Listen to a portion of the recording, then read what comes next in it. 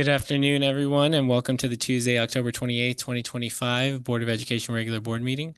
We'll call this meeting to order at 4:30. And do we have any public comment for closed session? We do not, so we will retire to closed session. We'll return at 6 p.m. Thank you. Good evening, everyone, and welcome to the October 28th, 2025 Board of Education regular board meeting. We'll call this meeting to order at 6:16 p.m. And we have language access. Welcome. Thank you. We have Spanish interpretation available, and we also have ASL available through Zoom. Buenas tardes, tenemos interpretación al español disponible por si alguien gusta escuchar la presentación en español. Gracias. Thank you. Thank you. Dr. Maldonado, will you lead us in the Pledge of Allegiance? Yes, please rise and face the flag. Put your right hand over your heart. Ready? Begin. I pledge allegiance to the flag of the United States of America and to the republic for which it stands, one nation, under God, indivisible, with liberty and justice for all.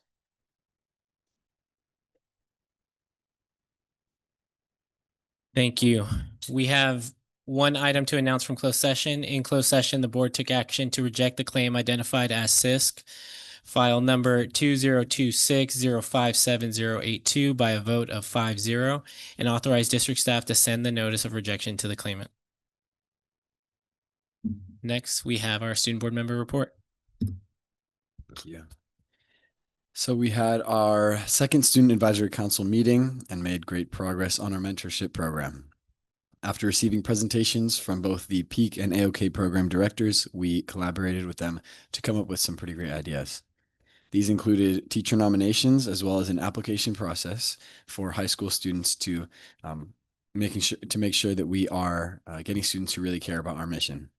We also talked about incentives for high school students and kind of landed on community service, having this community service be, simple yet meaningful, simple to get yet meaningful, as well as finding the right time to meet with the elementary school students. As we know, high school students kind of vary in the times that they get out of school.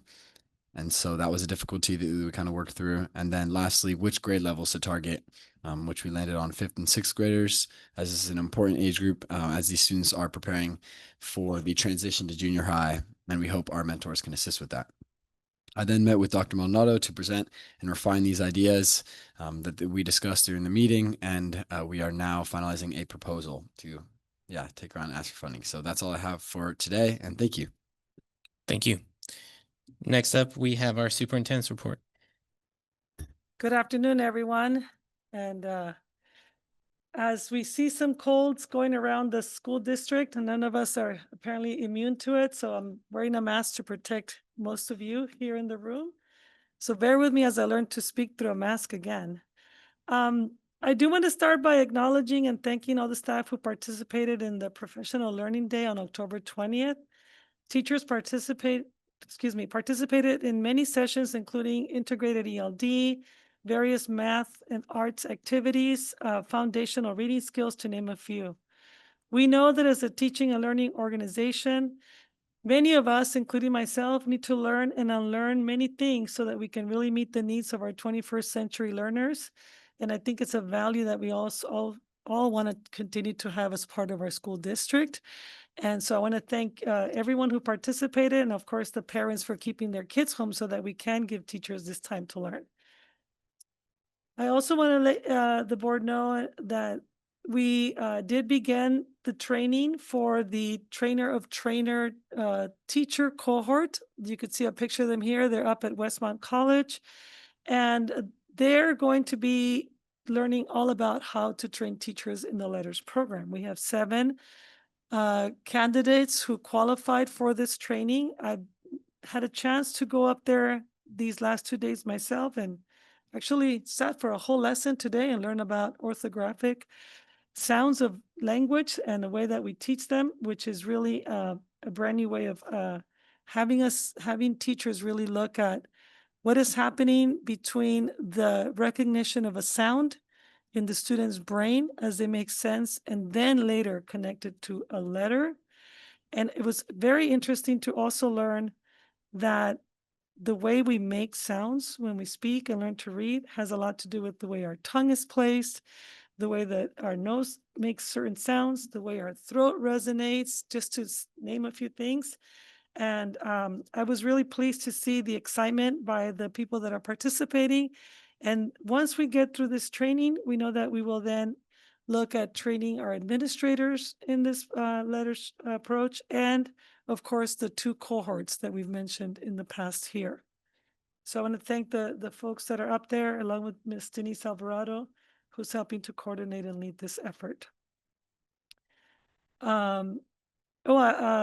This last weekend, Saturday, October 25th, as many of you know, we invited lots of people in the community to help us with tree planting.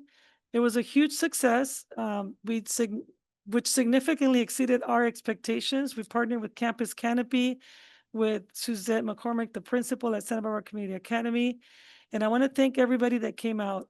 We had approximately 60 volunteers, which was far more than we anticipated, which meant we actually got done an hour earlier than we anticipated. So we did order pizza for everybody that came out. Everybody got their hands dirty. You can see I also got my husband to join. He was very happy to do so.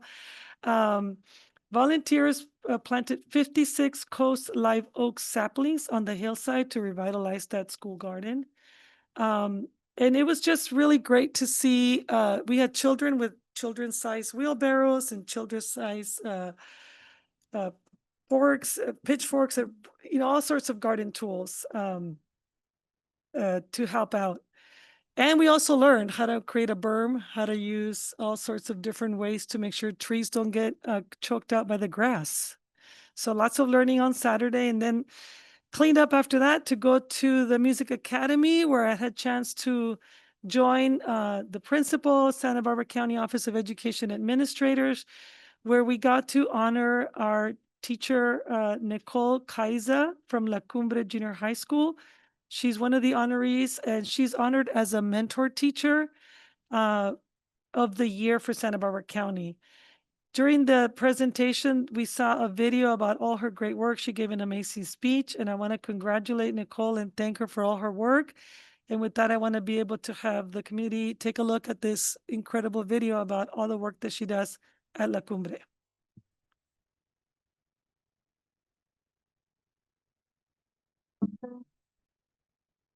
Nowadays, new teachers are overwhelmed with the responsibilities that are coming so quickly at them. I decided to be a mentor because I wanted to give back to my community. I've worked with Nicole since 2008, when she arrived at La Cumbre. As a mentor, Nicole did things very differently than other mentors that I've seen, in that she would be available by text or by phone call. Her classroom is open after hours at any time during the day. She's always ready to be there for the mentees. Too often in education, we can get caught up in what the adults are doing, and oftentimes we take student voice out of the discussion. What Nicole does really well is to help her mentees understand that students are at the center and to design their classroom environments around that organizing principle. My favorite part about teaching is being around the students. When I listen to the students, that's when I'm learning the most. They feel heard and they feel like they matter. Nicole interviews her students. She brings in their voice and brings actual students to our staff meetings who volunteer to be there to speak to us. She helps students who might otherwise be intimidated by that and gives them opportunities to try it and to do it again, to the point where we have a student, a regular visitor at our staff meetings, who now is a confident speaker and contributor to our work. My first time doing it, I was really nervous. When I was younger, I used to struggle to talk. There are times that I talked too fast or mumbled too much. Ever since I joined Avid, Ms. Kayasa has helped me to slow down my pace, make sure my friends understand me and teachers. And that way I'm not scared to talk in front of other people. I think the fun part of being a mentor is that I develop a new relationship, a new connection. I find a new friend. We're going through the same things together. It makes work so much more fun when I have someone that gets me. I would want Nicole to know that we see her and we love her so much and value every moments and minutes she puts into this work. When I first started as a teacher, I come in, excited, I'm going to change the world. And then you realize how overwhelming teaching can be. I'm going to need support. I'm going to need someone to lean on. This is not something I can do by myself. So it started out like an individual mission and it kind of evolved to a community mission. I actually really enjoy the teamwork and the collaboration where we can all have a part and have success together. So as you can see, Nicole is an incredible mentor, and we're so lucky to have her at La Cumbre. This is the second teacher that's been recognized from La Cumbre Junior High School. So some incredible teachers there and everywhere in Santa Barbara Unified. Lastly, we know that, as I said, Nowadays, you teach. we're all learning and learning. As you know, I like to really recognize staff. It's part of my superintendent report. We have this year decided to take a little bit of a turn. And as Nicole said, being part of a team is really important because supporting each other really, really matters. I know when I started 36 years ago in teaching, you closed your door, you did your job, and you left because teaching was a very solitary act. And this has really changed over the years. So we are announcing a new award that we're going to call, or an award or recognition called the Collaborative Spirit Award. And we want to highlight great teamwork happening in our schools across the district. This collaboration that creates progress, and we want to tell you more about it later on tonight in our student outcomes report. But we want to present this award to the Harding sixth grade team and their IB coordinator, Mika Burkett, Megan Reed, Natalie Lehman, I hope I pronounced that correct, and Maddie Bardovsky. The team has demonstrated exceptional vertical and horizontal collaboration by establishing a comprehensive model for upper grade success. Their efforts include elevating the sixth grade exhibition with a new community series that inspired student inquiry in global citizenship, implementing consistent data-driven instructional strategies across third through sixth grades, including maintaining live data trackers and facilitating purposeful small group instruction, taking instructional leadership by meeting monthly with third through fifth grade teachers to ensure smooth vertical alignment and student mastery. The positive impact of their work is clearly reflected in Harding School's double-digit gains on state testing this last year, and a strong culture that prepares students for secondary school success. They are truly the unifying force that elevates both student achievement and school pride. And this award wouldn't be possible without the generous support of School First Credit Union, who heard about me putting this together and decided they want to give gift cards to the teachers. So we will be presenting them with gift cards just to give a little recognition of their work. And that concludes my report. Thank you.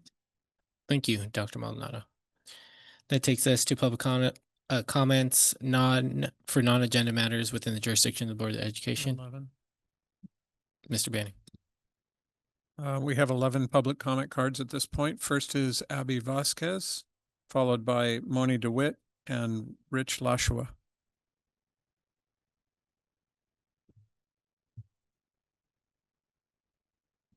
Yep. Good evening, Board. My name is Abby Vasquez, and I'm here tonight to speak on behalf of PFLAG Santa Barbara. We are speaking tonight to express our deep concern regarding proposed amendments to Policy 6141.2, recognition of religious beliefs and customs, and how its implementation could impact LGBTQIA+ inclusion and student safety in our schools. We understand that the recent Mahmoud v. Taylor Supreme Court decision requires school districts to provide families with the ability to opt their children out of instruction that conflicts with their religious beliefs. However, we are concerned that SB Unified may be moving to pre-comply with this ruling in ways that go beyond what is legally required and potentially opening the door to broad opt-outs from any discussion, curriculum, or acknowledgement of LGBTQIA+ people and issues. While the intent may be administrative compliance, the consequences could be profound. These opt-outs risk stigmatizing students and educators, undermining inclusion, and eroding the culture of belonging that SB Unified has worked so hard to build. They could also create confusion for teachers who would be left to navigate unclear expectations about what they can say, teach, or even who they can be. Our position is clear. LGBTQIA+ students, staff, and families must continue to see themselves reflected, respected, and affirmed in every school environment. Opt-out policies must not be implemented in a way that allows a student's existence, family structure, or identity to be treated as optional or objectionable content. To that end, we respectfully urge the district to, 1, adopt narrow, clear, and legally compliant definitions of what instruction is to ensure that opt-outs only apply specifically to curricular materials, not inclusive representation, discussion, or the presence of LGBTQIA+ people in the classroom. 2, protect teachers and staff by providing written guidance, clarifying that acknowledging or being openly LGBTQIA+ does not constitute instruction from which students may be opted out. You have 25 seconds. 2, maintain and expand safe and affirming programs such as GSAs, inclusive curricula, and anti-bullying initiatives to ensure all students continue to thrive. Santa Barbara Unified has long been a leader in supporting diversity and belonging. We urge the board to continue that legacy by ensuring that no student feels invisible or excluded due to an administrative interpretation of this ruling. PFLAG Santa Barbara stands ready to stand in support with the district in this ongoing effort. Thank you. Thank you. Next is Moni DeWitt, followed by Rich Lashua and Joel Block. Hello there, board. Thank you again for this opportunity. First, I also want to thank board members Caffrey and Dr. Beal for their coffee and connection out at Tucker's Grove. I was able to go to that. I was able to hear a lot of other people's thoughts. And I think that having FaceTime together is so important. I think it builds connection and I think it will move us forward. Secondly, I want to thank Dr. Superintendent Maldonado and really the entire board, Mr. Escobedo, Caffrey, Dr. Beal, Ms. Munoz, and Banning for attending the 1 in 5 Face of Dyslexia photographic series at the Santa Barbara Faulkner Gallery East. It was super fun to see you there. And I know you all have many things to do with your time, planting trees and doing all these things. And to still find time for something like this was very meaningful. And I know a lot of the other people who came were very excited to see how many of you were so engaged. And I personally was very grateful. So I just want to call you out for that. And lastly, hope I'm not running out of time yet, but the Todd Collins, the gentleman from Palo Alto, who I personally really admire, and I think he is very organized and has a lot of meaningful information. It was also on moving the needle on literacy was his talk. And it was also great to see Superintendent Dr. Maldonado, Denise Alvarado, Congressman Salud Carbajal, Assemblyman Greg Hart, Teacher of the Year, and Board Member Escobedo, Board Member Beal, Board Member Caffrey. You know, it was just so great to have all these people in the room together and to hear them all talking about it and to, you know, implement the science of reading is a heavy lift for certainly the school district, for teachers, for students, and even for parents. And I think the more we listen to outside sources that have been very successful in this area and that have also drilled down on the data, Todd Collins would even describe himself, I think, as a bit nerdy or something like that, he said, or geeky, as far as data goes. And, you know, he does a lot of work, even pro bono. So I think that, and sometimes hearing something from someone outside of your district can make it more interesting and also easier to exchange. So just want to thank you for that. And Superintendent Salcido was there, and she also, just because we were all talking and enjoying each other's company, she invited me to salute to teachers, which was very uplifting. And my son, who's a special ed teacher in LA, got to go. And so, it was just a win-win. So I recommend us doing more cool things with FaceTime, and thank you. Thank you.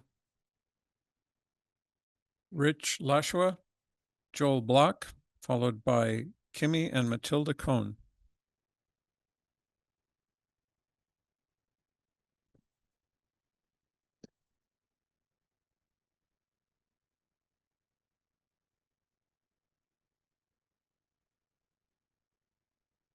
Wasn't me. Good evening. Mr. Vasquez, thank you for the role of a student board member. Not all districts do this, and I hope it's provided valuable insight for you in how a district functions while allowing you to represent students better to us. Practically every educator you'll meet, from preschool teachers all the way up to Dr. Maldonado, will tell you a big reason they're here is a version of wanting to give back or help the next generation get even better than what they got at your age. Of course, we're constrained by the resources available, but we must never forget that budgets are moral documents. They're literal indicators that we value one thing and are willing to commit so much money to it, even at the expense of other things we'd really like to have. Around the time you were born, this district was in the midst of a budget crisis. The uneasy solution removed the second elective from junior high schedules. All teachers and students would go from 7 periods a day to 6. This crumbled electives in all our junior highs. For example, Santa Barbara Junior High had Latin, French, film, and stagecraft. All are gone. On behalf of those over 30, I apologize. We ignored the advice we give our students, and we took the path of least resistance. Over your lifetime, we installed air conditioning, created academies, and gave every student an iPad worth hundreds of dollars.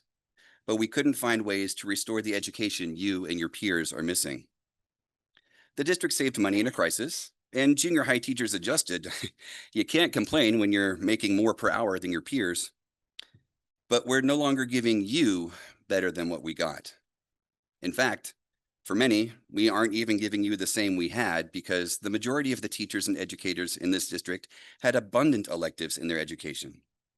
I must own my complicity here. I saw all this, but it didn't really hit until my own son couldn't take my film class that he'd looked forward to his whole life. He'll be in high school next year, so for him it's too late, but he's my daily reminder of thousands just like him who would have flourished in an environment we couldn't be troubled to provide. There's good news in all this.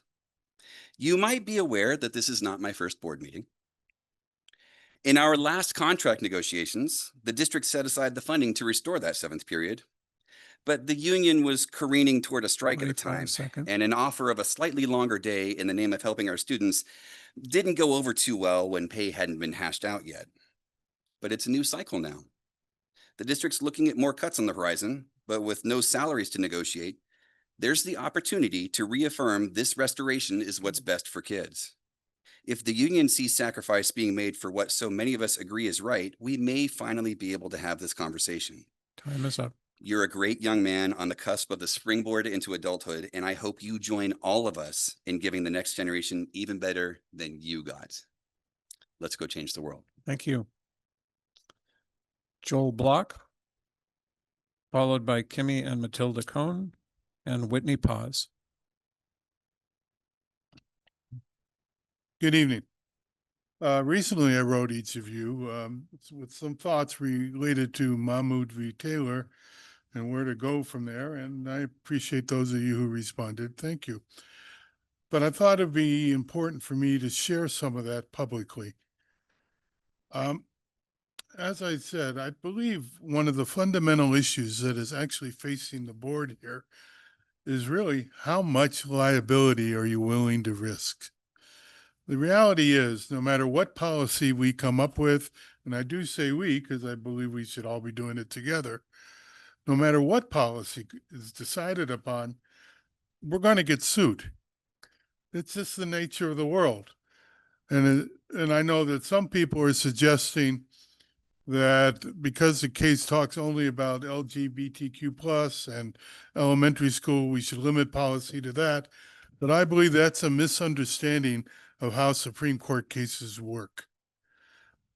Unless the Supreme Court limits itself to the specific facts in its holding, it actually comes up with a legal determination and a legal policy. And in this case, what they basically said was that anything, any curricula that could implicate a person's individual religious beliefs requires the district or the school or both to provide prior notice of the curricula and an opt-out option. And if you do an opt-out option for any issue, you have to do an opt-out option for anything that might fall under this category. Limiting a policy to specific groups is probably the least best solution. Given that, I would urge the board to really accept the risk. As I said, we're going to get sued. That's just what people are today. And I think what you want to do is create a policy that ultimately has a minimal effect on free speech, on teaching, teachers, allow the best option for free and open discussion on complex and controversial issues. I was part of the original committee to discuss controversial issues. And one of the issues one of the guidelines was that you can't avoid them. 20 seconds. That you have to meet them face on with honesty and with allowing people to say what they want to say within, of course, the guidelines of not being rude, hurtful, or discriminatory. And I would urge the board to keep that in mind when developing a policy. Otherwise, the policy would be somewhat meaningless. Thank you. Thank you. Kimmy and Matilda Cohn, followed by Whitney Paz and Caroline Abate. Hi, my name is Matilda and I'm in 3rd grade at El Camino Elementary. I have really enjoyed learning Spanish through the dual language immersion program. Please add an option for me to continue DLI in junior high at a school closer to my home so I don't have to drive too far. Thank you for all that you do for the district and for hearing my words. Thank you. Hi, good evening. My name is Kimmy and I'm a proud parent of 2 students at El Camino Elementary. I'm here to ask that the district extend junior high options so that my kids and their peers may continue their dual language immersion learning at a site closer for Goleta families. Research shows that students who continue a dual immersion through middle school perform better academically, think more flexibly, and graduate with stronger biliteracy skills. There was a study in 2012 by Thomas and Collier that found that students outperform their peers in English only, outperform their peers that were in English only programs in middle school. Right now, when our students finish 6th grade, the only way that they continue their bilingual immersion learning is through Santa Barbara Junior High. This can be a burden for Goleta families and could risk students losing the language and cultural growth they've worked hard to achieve. Creating a junior high GLI program near Goleta would give families equitable access and allow our students to keep building on their success. Thank you for the continued bilingual education and helping our children continue thriving in 2 languages. Thank you. Thank you. Whitney Paz, followed by Caroline Abate and John Montoya.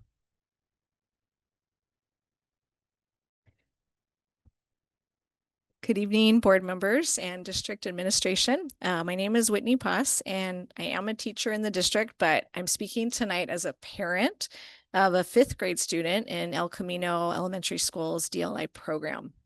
Students from Goleta Union's dual language program will be graduating in less than 2 years and greatly need continued DLI instruction at the junior high level in SBUSD. Without it, as Kimi mentioned, they risk losing years of Spanish proficiency development, wasting their elementary investment. The junior high transition is critical for biliteracy development. Interrupting dual language instruction at this point undermines years of academic progress. El Camino parents have asked board members and district staff how we can continue the amazing DLI instruction our kids have received in junior high. The district has told us about Santa Barbara Junior High's DLA program. And that program is very effective and well established. It's a great program, but as Kimi mentioned, for most of us living in Goleta, the drive is really much too far.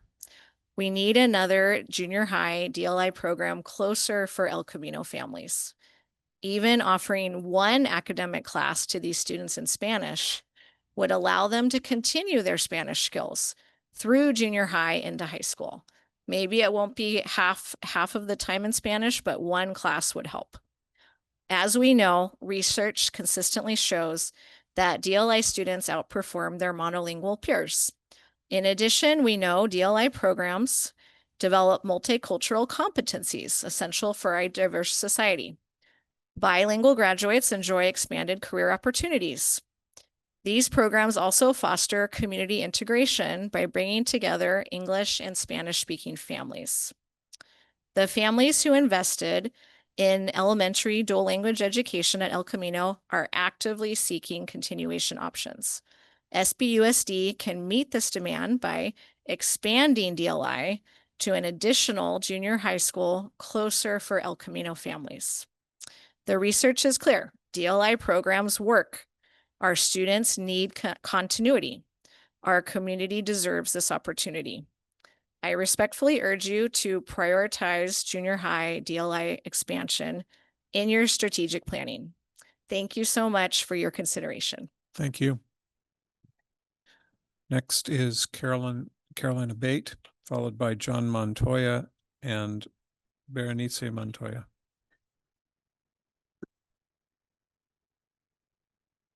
Good evening, and thank you for this opportunity to speak with you. On Saturday, October 11th, Santa Barbara High School held a campus open house. In the school library, there was a section labeled Romance, with LGBTQ content in many of the books there. One book had the suggestive title, I Can't Even Think Straight. The following is a conversation between two of the characters from page 30 of this book. Quote, then why do you let the Bible dictate your life? Isn't the Bible a bunch of stories? The Bible doesn't dictate my life, Kai. What dictates my life is the fact that my parents are homophobic. I know who I am. I know I'm gay, but I know my parents. End quote. What are the results of this content in our schools?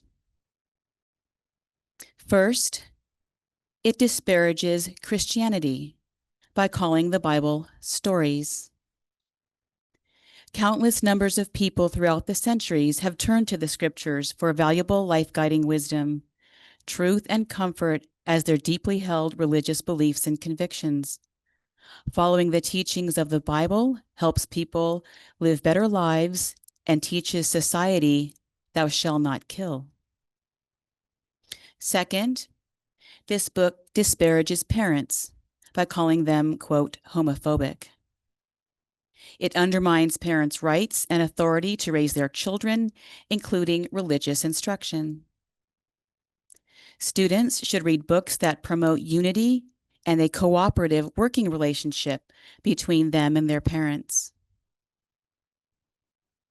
Serving as a board member of the school board is an honor and a big responsibility. Please go to the campus libraries and read these books for yourself. How do these books help students build character? And so very important right now, to cultivate their conscience. So for their own good and the 20 good of our seconds. communities, they are taught the difference between right and wrong.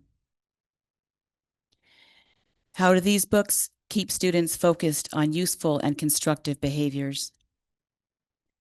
As well, please keep in mind the recent Supreme Court decision, Mahmoud versus Taylor, and parents' right to opt out of controversial curriculum. Thank you so much for your time and being willing to consider these perspectives. Thank you. John Montoya, followed by Berenice Montoya and Alba Montoya. Do I just? Welcome. Hi. My name is John Montoya, but at school, I like to be called Johnny. I am here to speak about the middle schools and about how when we change and we don't have a Spanish immersion. When I get bigger and older, I will not have Spanish. I go to El Camino, and there I learned how to talk Spanish. The reason I am talking about this is because I just want to keep on going with our Spanish immersion. I want that the Spanish immersion programs keep going up, and this will also help with our Spanish speaking kids and other kids who do not know how to speak this language and could be able to learn this language. This could also help with other kids that do not know how to talk Spanish, who do not know how to talk English and only talk Spanish, and the teachers will be able to understand. Thank you. How do I turn it off? Thank you. You can leave it on. All right. Berenice Montoya.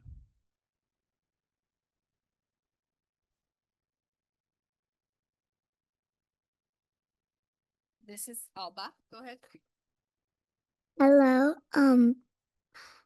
My name is Alba, and I really want Spanish school, and I want people to learn Spanish because, like, Spanish is what if it's like a new talking language and you don't know it? It's like, if you don't know it, you can learn it, but yeah. And I wanted to be persons to have Spanish.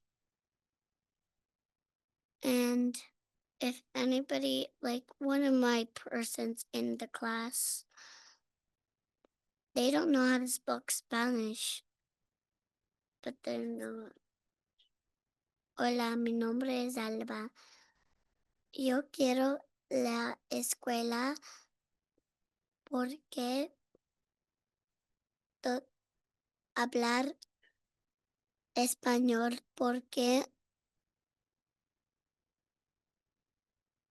poquitos o muchas personas no hablar español.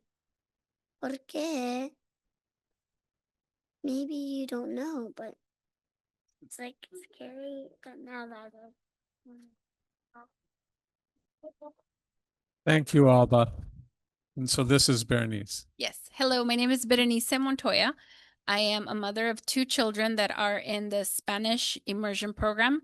My son was he is in the 5th grade, which means he was the first year that El Camino had the Spanish immersion program. And to me, as a mom, from the very beginning, I speak Spanish, but my husband does not. And I was very intentional about trying to teach my children Spanish because most of my family speaks it, and I didn't want that language to be lost. So when I found out that there was a Spanish program, I came in. We live next door to Elwood, but we commute and we drive to get to that school because we, as a family, consider the language of Spanish to be incredibly important for our children to socialize and to see the value of two languages, I think is incredibly important. So one of the things that I have found in the school at El Camino that I have noticed is that there are so many different types of parents. And the one thing that, I mean, they come from, you're going to meet doctors and you're going to meet lawyers, and you're also going to meet people who work regular, jobs. But what I like about it is the fact that everybody has an understanding that there is a big importance in Spanish speaking, which I think is important for the children as they're learning to continue on into middle school. So I think the fact that it's been so incredibly successful, the school has been getting, they have a wait list because there are so many parents that are finding this, wanting a bigger, wanting to be part of this school. I mean, it's incredibly hard to get in. So the fact that, parents are seeing the value in a dual language in their children, because if they start from the very beginning when they're younger, they're going to be able to carry on that language as they get older. I think it would be important for the school board to consider continuing that on to a middle school, especially because it's been incredibly successful. So that's what I'm here to ask for. Thank you. I just want to note that the time didn't get restarted when you started, and it started at 2 minutes and 15 seconds. So Okay. that's why I let it go over. Okay. Thank you. That's it. All right. Thank you. Alice Post, followed by Andrew Salzman.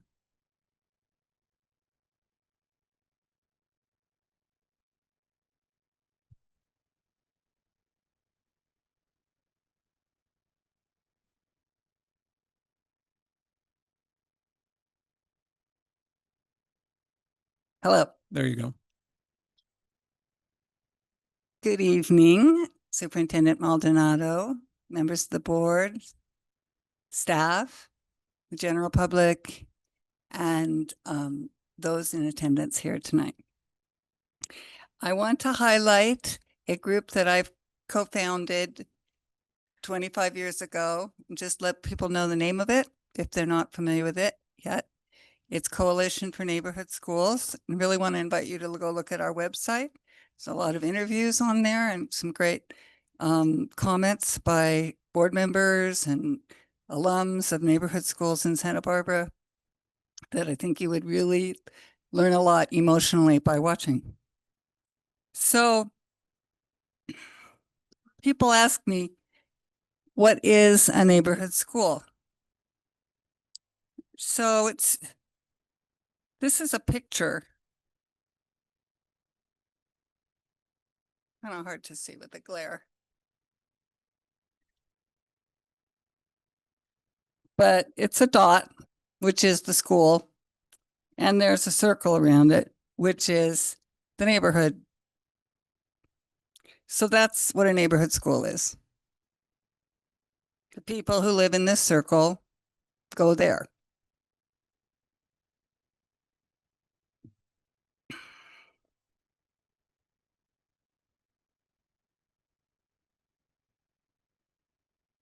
The school is where you belong, just like you belong in your own home. It is your home. You don't shop around. You wouldn't think of going home to somebody else's home. And you wouldn't think of not going to your neighborhood school any more than you would walk home to the wrong home and just go in. You wouldn't do that because you know where your home is and that's where you belong. That's why I care, because I care about kids feeling like they belong. So tonight I'm going to talk about the benefits of neighborhood schools. And you can find this on our website too. You have 30 seconds. So one of the most important ones is fitness. If you walk to school, you're going to get exercise, going to school and walking back. My own definition of a neighborhood school is walking home from school to a friend's house to play, or to the Boys and Girls Club, with your friends. Time is up. Thank you. Thank you very much. Andrew Salzman? Good evening. I think this is on. Yep. I want to express sincere thanks to all of you on the board and Dr. Maldonado for attendance at our October 18th event. We talked about moving the needle on early childhood literacy, and I know majority of you were there. I know, Bill, you couldn't make it, but we appreciated your note, and Rose, you'll hopefully be able to make others, because we've got another one that's coming up in January, towards the end of January. Kristen Kohler, who's from the California Reading League, which is, while it's California based, there are reading leagues associated with the California Reading League across the nation. A lot of what we're about, and which was spoken about at the event, Todd Collins being a speaker, was about how we can learn from other districts and also how we can double down on some of the things that are working. I wanted to congratulate Dr. Maldonado for the excellent progress that's been made on some of the CASP results, having done some analyses on that. It was fantastic to see double-digit growth from Adelante and see growth from Harding as well. Some of the schools didn't really move the needle as much. And we think that, you know, as a member of the Santa Barbara Reading Coalition, we totally applaud that success. And I also want to say that while it's good to be moving the needle, if the total reading scores, you know, being able to meet or exceed the standards are at 50% plus or minus, but that's a problem. It's still a problem that we need to address. We need to double down on. The Reading Coalition that I'm a member of is here to support all of those efforts to bring resources direct from the community and from outside the community. One of the things that was discussed, I have a minute 10, was something called the Mississippi Miracle. There are a number of states that we in California may have opinions about, but places like Mississippi and Louisiana and Georgia and Tennessee are seeing consistent double-digit growth rates in the reading scores. And while we're sitting at roughly 50% plus or minus, we know from those districts that we can get to 70 to 90%, which would be incredible. I know when I was listening to that young child speak, my tears almost welled up in my eyes, because they are our future. And putting the time and the effort, doubling down on the resources, there are good programs already happening like Train the Trainer, but doubling down is really going to be important so we accelerate the progress that we've had. I also wanted to mention that the M-Class Universal Screener, I know some people may be familiar with it, some may not, but it's a screener that provides diagnostic information for everyone involved in the district, especially the principals and the teachers, to be able to see what's working well, what's not, and what do we specifically do. So I'm thrilled that we've got the M-Class screener happening and eager to hear in greater detail what we're going to do with that data, where that data is going to be published, and how we at the Santa Barbara Reading Coalition can support those efforts. Thanks. Thank you very much. That's, I think that's all of the public comment on the agenda. Thank you. We'll now move to D9, boards, comments, and correspondence. I'll turn it back to the board. Any comments or correspondence?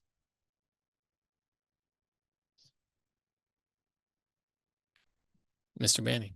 I just want to piggyback a little bit on the video with Nicole Kayaza. Is that the Kaiser? I had noted that before the back to school night and went to visit her classroom and spoke to her. I was very much involved in AVID in earlier parts of my career and wanted to talk about it. And she has been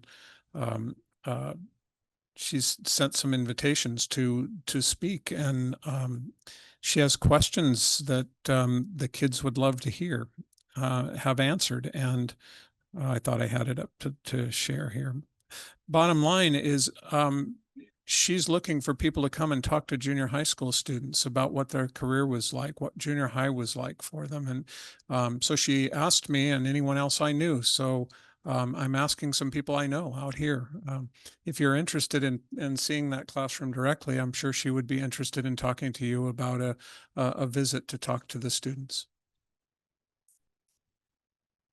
And also wanted to compliment Moni and the 1 in 5 presentation in the East Gallery of the Faulkner. I wasn't able to go on your open night, open house, but I have stopped by and spent a good bit of time looking at it and would recommend. I know there's still a couple days left that it's going to be up. So if you have the opportunity, stop by that East Gallery in the Faulkner.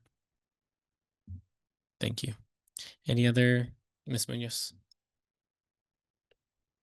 Yes, thank you. I'd also like to congratulate Nicole, and we'll certainly ask on her award as her teaching award and thank her for mentoring other teachers. I'll ask around about anyone who would like to come to her classroom. That's a great idea. And I'd also want to recognize the Harding 6th grade team for their accomplishments, and look forward to hearing about more staff recognitions. On this past Saturday, I went to an event at the Santa Barbara East Side Library where they made a bench, which actually resembles a book regarding Makana is a Gift, a book that was written by one of our local authors. And is a book in English and Spanish. Makana es un regalo. And the book bench is actually just what it sounds like. It's like a big book that's beautifully painted like this that you could sit on and read and such. And it was a great event to go to. The author was there, the artist, and then I met Marcos Martinez, who translated the book. And I also found out about the Santa Barbara Reads for this fall. They're having the reading of The Magic Fish, and they have free books at the libraries in English and Spanish. It's a book about celebrating family, belonging, queer joy, and creative expression for this year's Santa Barbara Reads. It's going to be, where we're all reading it at the same time. And then there's a gathering in Friday, November 7th in the evening from 6 to 7:30. And I have a couple flyers here in English and Spanish if anyone would like one. I also found out about reading To a Dog, where they have a therapy dog, Alliance of Therapy Dogs. I think I'm a little bit old for this one to read to them, but I think it's a great event to, take a niece, nephew, child, friend with a child and stuff, and they'll read to, let me see, Tallulah for 10 to 15 minutes, which I think, promoting reading in our community is a great idea. So that's what I've been up to. I really enjoyed it. I literally, Eastside Library was a place where I spent many hours years ago, and it's still a great gathering place. Thank you.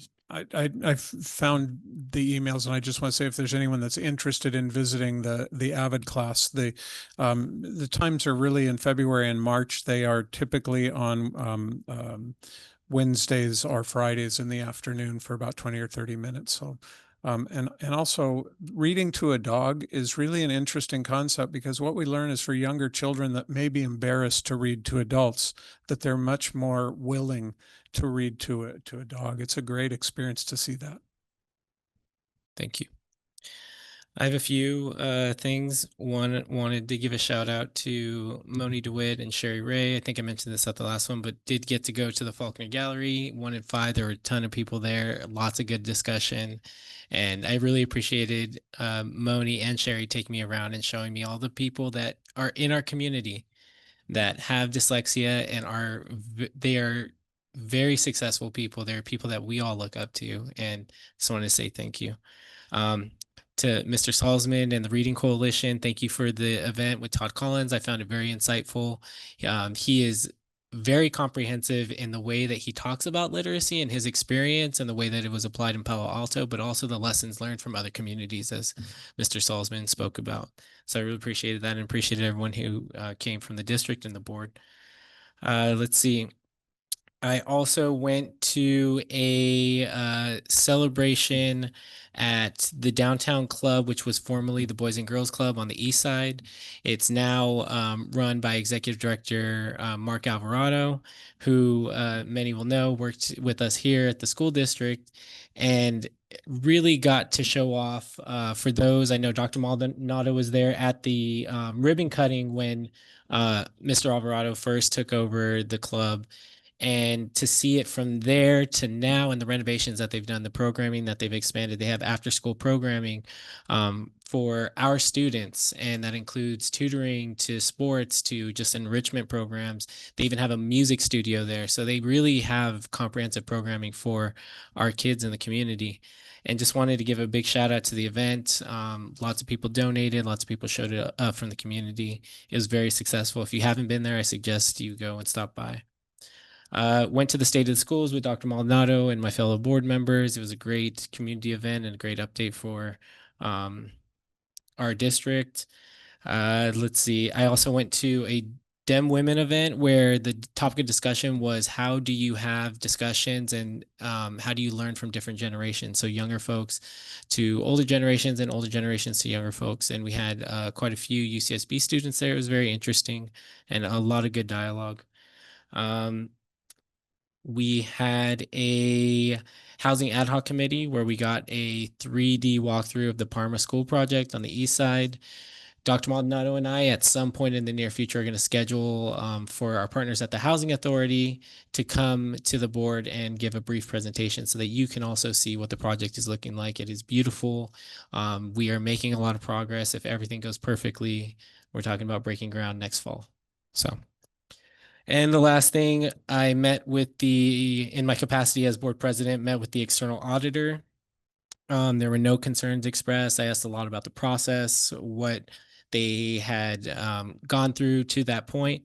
One fun fact is they expressed that we have the most CPAs of any district in California. So that is actually like a really strong aspect for our district. When you talk about finances, it's not always the case that you have CPAs as your financial, like your chief financial person. Mr. Tedeschi is also a CPA, but we also have other people in his area that are CPAs. And so that's something that protects us quite a bit as a school district. And I thought I would share that with you.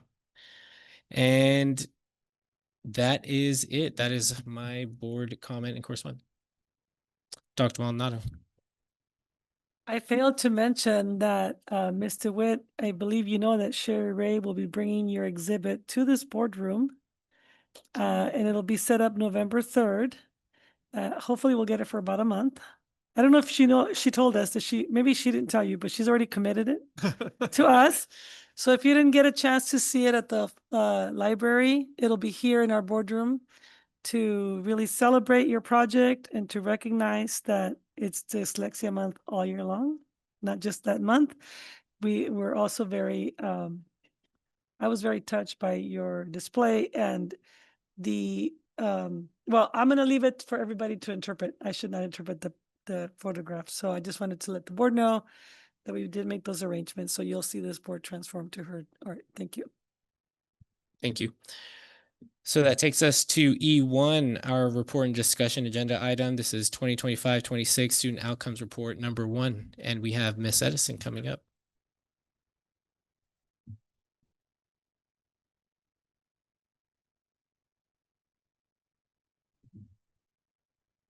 Welcome. Good evening.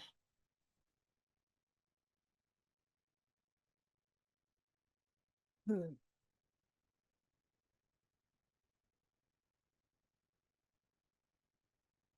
right. So Dr. Wilson and I will be presenting on behalf of Ed Services and Student and Family Services, the Student Outcomes Report tonight. Again, we should all get very familiar with this slide as we're all working to interrupt and eliminate inequities and injustices within our system. The goal is justice. We want a system where no matter where students enter, they're getting what they need from whom they need at at the duration and dosage that they need. We have focused on equity for many years, ensuring that we do have resources, but for us, it is about having resources no matter where you are located within our system. So we are working for a more just system in education. We've made many strides in using data to guide decisions, ensuring that all of our stakeholders have an opportunity to share their own experiences and stories. We are shifting from not only looking at student data, but really looking at implementation and capacity data, because if it's something good that we put in place and we're getting the results, we want to make sure that it sustains over time and it isn't dependent on a particular person in a position. So throughout tonight's report, you will see various levels of data. You've already received a memo that went into a little bit more detail. We're just highlighting some of the areas in this presentation, but you do have more information at your fingertips. As you know, we are all really centered and focused around the board priorities, which are in alignment with our LCAP goals. I'm going to start today with belonging and community.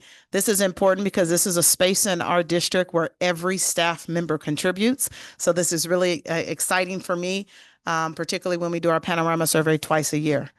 I do just want to highlight, this is the climate culture piece, reminding you that culture is a belief system of the adults in our system. It's norms, it's how we behave, it's the behaviors that are taught and expected at the adult level. The climate is the experience that students and staff have because of the environment we set up. So we're going to talk a little bit about that. In Santa Barbara Unified, we're a tad unique in that we've named our climate culture approach. It's the integrated wellness approach. The most important areas are the outer circle and that sense of belonging and trusted adult, because every staff contributes to this. It really is making sure that when we ask students, if you have a great day or if you have a problem that needs help with, who are the adults you can go to? I can attest that students name anywhere from the librarian to the campus safety, to the administrator, to the nurse, to the health tech. Any and all staff members are named when we ask students that question.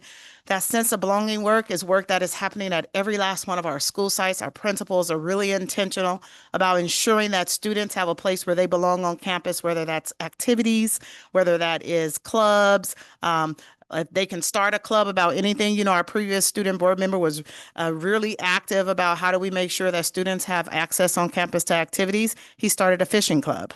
So sense of belonging looks different on any of our campuses at any grade level, and our sites are doing a great job in that space. SEL is how we teach young people how to coexist and to manage themselves. There's 5 core competencies in social emotional learning, which is SEL. In this district, we teach that as a tier 1 curriculum. At elementary, it's second step. At junior high school, it's base. And at TK through 12, it's ripple effects. And that's really teaching young people how to be aware of themselves, how to manage themselves, social awareness, responsible decision-making, and how to resolve conflict because conflict is inevitable.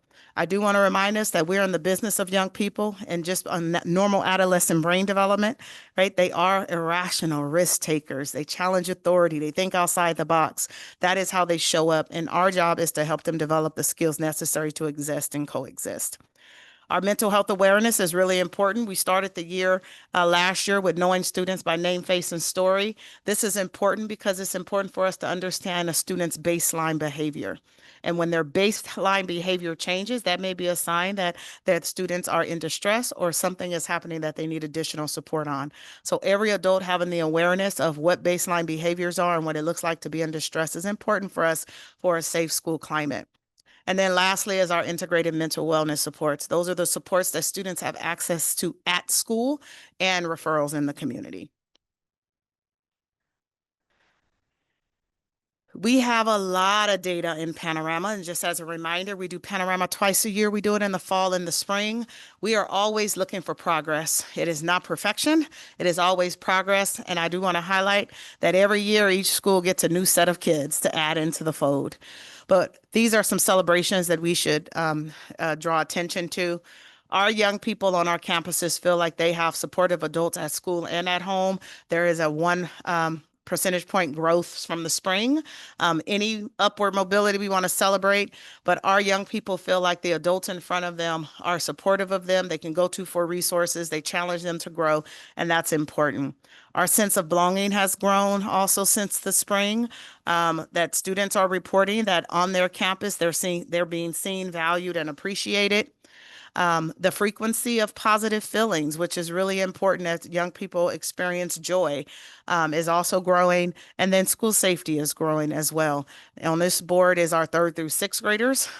I do want to just shout out that across our junior high and high schools, our schools overall collectively improved in 11 of the 14 categories, with 2 of our schools improving in 13 of the 14 categories. And then at elementary as a collective, they improved in 8 categories. So it's really important that we continue forward. This is our 7th through 12th graders. As you know, 2/3 of our students reside here. Supportive relationships went up, which is great. Sense of belonging went up again, positive feelings, and school safety. These are our 7th through 12th graders responding to those same similar questions. When you think about what makes you happiest right now, we have a lot of free responses in these questions for young people.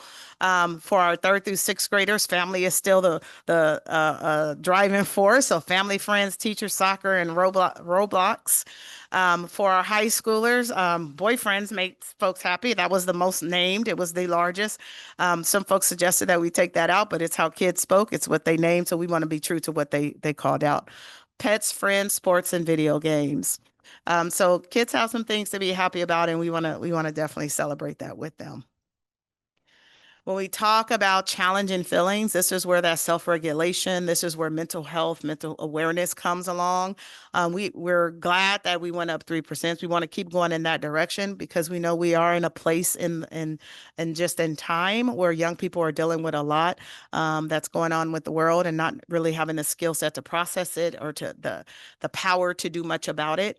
So we're excited that even in the midst of all that, our young people are reflecting that they are having more positive feelings and less challenging feelings.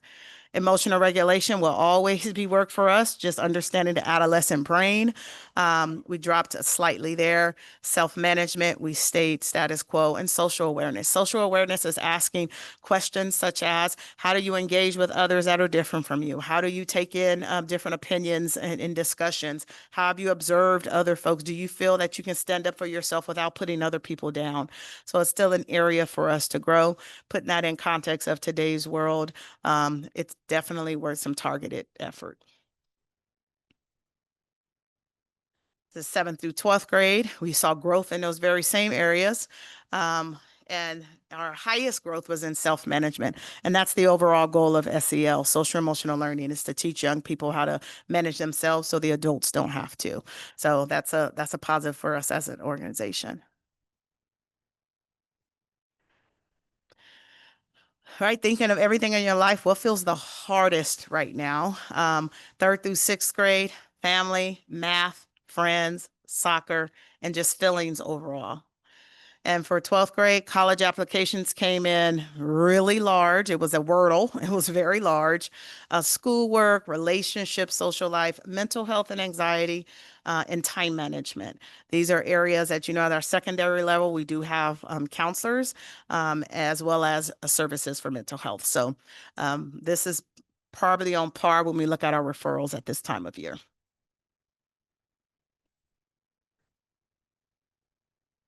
All right, I'll turn it over to Sonia.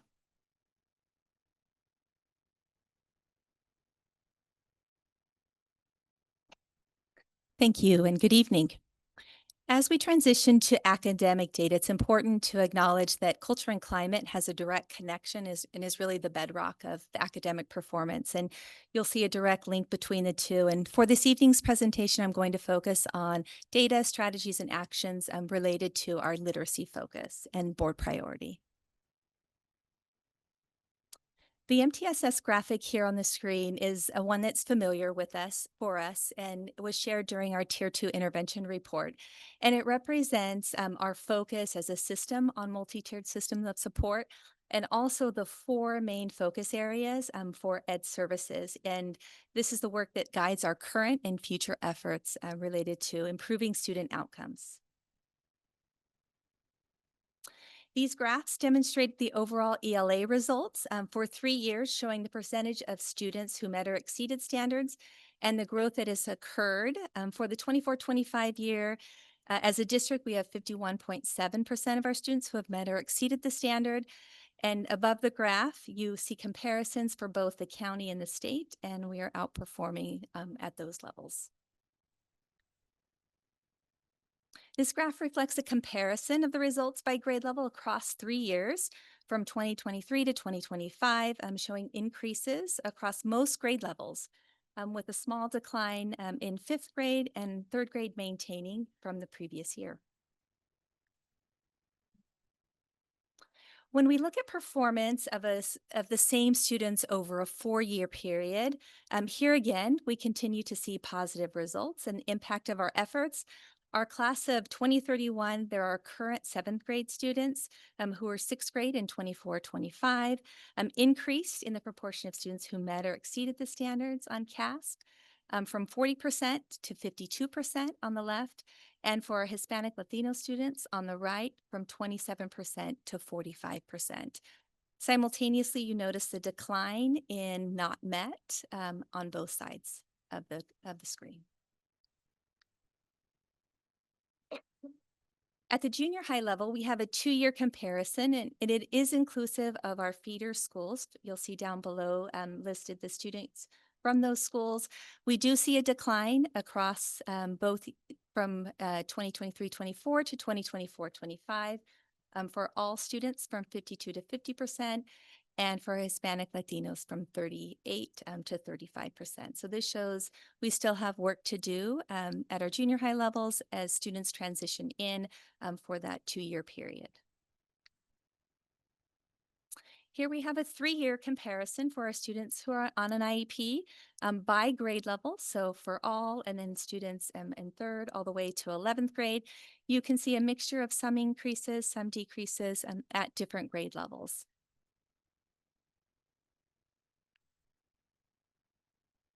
These next 2 slides, I'll highlight our LPAC data for K-12, and it's important to remember that our EMLs are not only have to meet the ELA standards, and they also have to meet the ELD standards.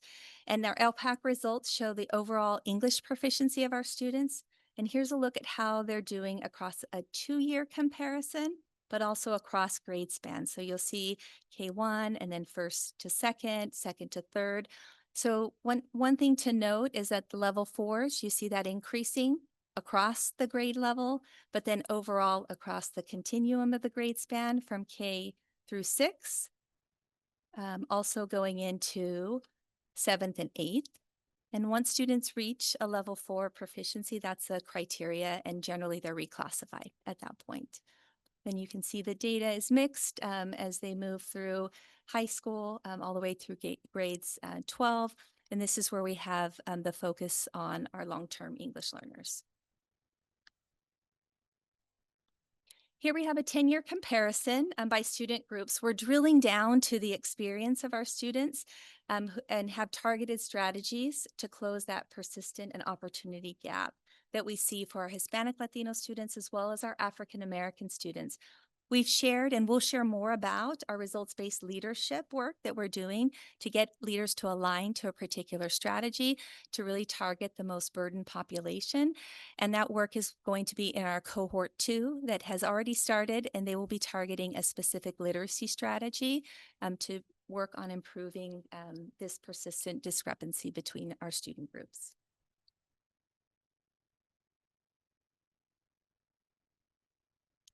Let's see, did I go? Okay. Also highlighting panorama data, I'd like to share some important results related to teacher efficacy and educating all students. We can see a small increase. So the first question shows an increase in teachers responding favorably to how knowledgeable they are regarding where to find resources and working with students who have unique learning needs. And then down below, you see some new questions related to confidence with regards to working with our most advanced students, as well as working to support our most challenging students. So this is important information for us to have to know how to support our students to really help our most burdened students perform at higher levels of outcome. And then here, similar data. This is on feedback and coaching. So this is an important part of the system. Being able to coach and provide feedback around Tier 1 instruction as well as Tier 2 intervention. And 3 questions here you see listed. 1, our teachers responded favorably at 27%. How often do you receive feedback on your teaching? And then down below, 43% and then 50 responding favorably to how this feedback covers their role as a teacher, but then also how useful it is. So we recognize continued work around providing feedback, being able to coach teachers through their implementation of Tier 1 instruction as well as Tier 2 interventions. So as a department, these next 2 slides and chart really showcase the focus of our work. On the left-hand side, you see the strategies that I highlighted earlier. There's 4 high-quality Tier 1 instruction, PLCs on this slide, as well as where our focus really was in 2024 and 25, and now moving ahead to the 25-26 school year. So you can see some shifts and enhancements, deepening the work that we're doing, not to move away from, but move into a new space and a deepening of that. So to highlight the first line, really the focus of 24-25 and even the previous year was really around curriculum implementation. Now we see the need to, as part of the curriculum implementation, really monitor and provide feedback and coaching. So that's an enhancement in that space. Then similarly, you'll see some enhancements and deepening of the work around PLCs. And on this next slide, related to targeted professional learning. So we have a focus around integrated ELD, and we were able to provide some of that in last year's implementation. And now we're expanding that to new grade levels and to new content areas at the secondary level. Our last data to share this evening is our preliminary data for high school graduation rate. And this is a 3-year comparison from 2023 to 2025. And you can see that our students are showing, we're having an increase of 3% for overall, all students. And the one I'd like to highlight the most is our EMLs. If you look from first year, 72% of our EMLs were graduating from high school, and now 87%. So that's a 15% increase over 2 years. And our preliminary data for students meeting UC and CSU requirements across 3 years shows an increase for all students and for the majority of student groups as well. And now I'd like to invite Principal Veronica Binkley and our Principal Dare Holdren of San Marcos High School. They're going to share some highlights from their school sites and how they really move the needle in increasing student performance at their school sites.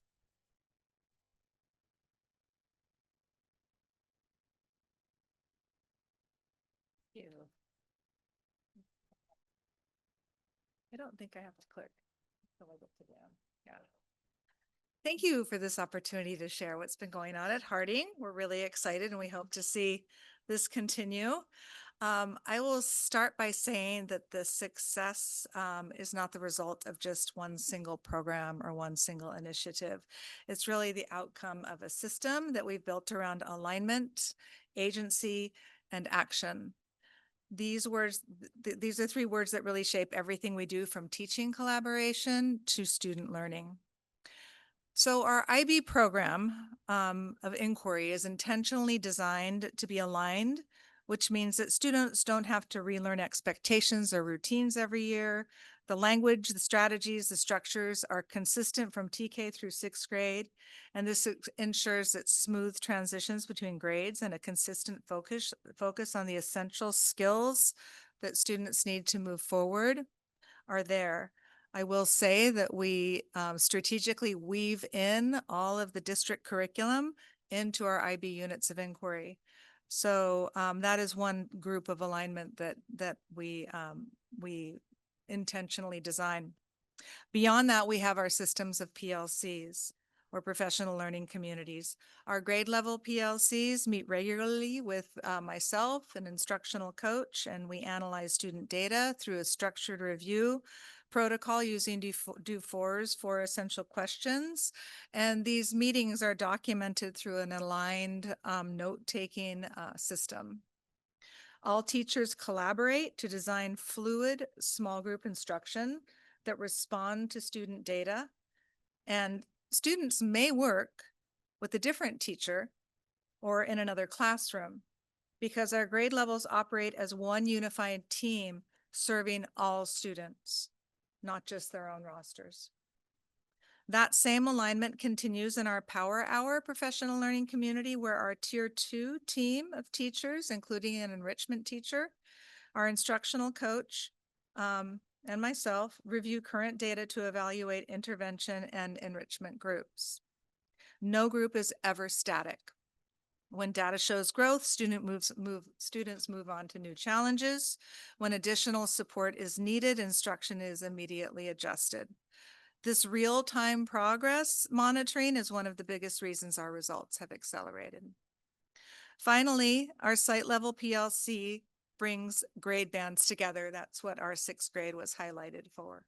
Our TK through 2 team is just beginning to work together, but our 3rd through 6th grade team has been working together for the past year and into this year as well. And they look at vertically at student progress and skills to develop. They identify gaps in student learning and use small group instruction to address those targeted skills. So if they notice, for instance, that a certain standard is not being met in 6th grade where it was perceived to be mastered in 3rd grade, then they know that 4th and 5th grade need to spend more time practicing that standard. And so they're identifying these trends. The second key to our success is agency. The belief that both teachers and students have the power to influence their outcomes. Teachers model agency by sharing their data, adjusting their instruction, and collaborating across grade levels. Students set goals, they track their progress, and understand what success looks like. Through the IB framework and the engagement continuum, agency is embedded in every classroom. Students inquire, they reflect, and they take meaningful action in their learning. The third pillar, or action, transforms all of this reflection into results. We update and review data trackers weekly to ensure that small groups remain responsive and effective. Our student concerns document feeds directly to our MTSS team, which monitors progress and adds an additional layer of support or intervention as needed, and that this team meets weekly. This continuous cycle of review, reflect, respond keeps instruction dynamic and personalized. So alignment, agency, and action are not just systems terms, but they're core values that guide how teachers teach and how students learn. Students learn that action isn't something adults do for them. It's something they do for themselves. They take initiative, they reflect on feedback, and apply learning beyond the classroom walls. So as I said at the State of the Schools event, Harding, we really believe that all students can learn when given the right diagnostic treatment plan. And this level of collaboration and precision reflects our shared commitment to alignment, agency, and action. That allows every student to grow. Thank you. And I'll pass this to you, Dan. There. I'm just kidding. I bet you know. Okay, I'm on stage. You are. You're nervous. You're on stage. Now it's my turn. Hi, everybody.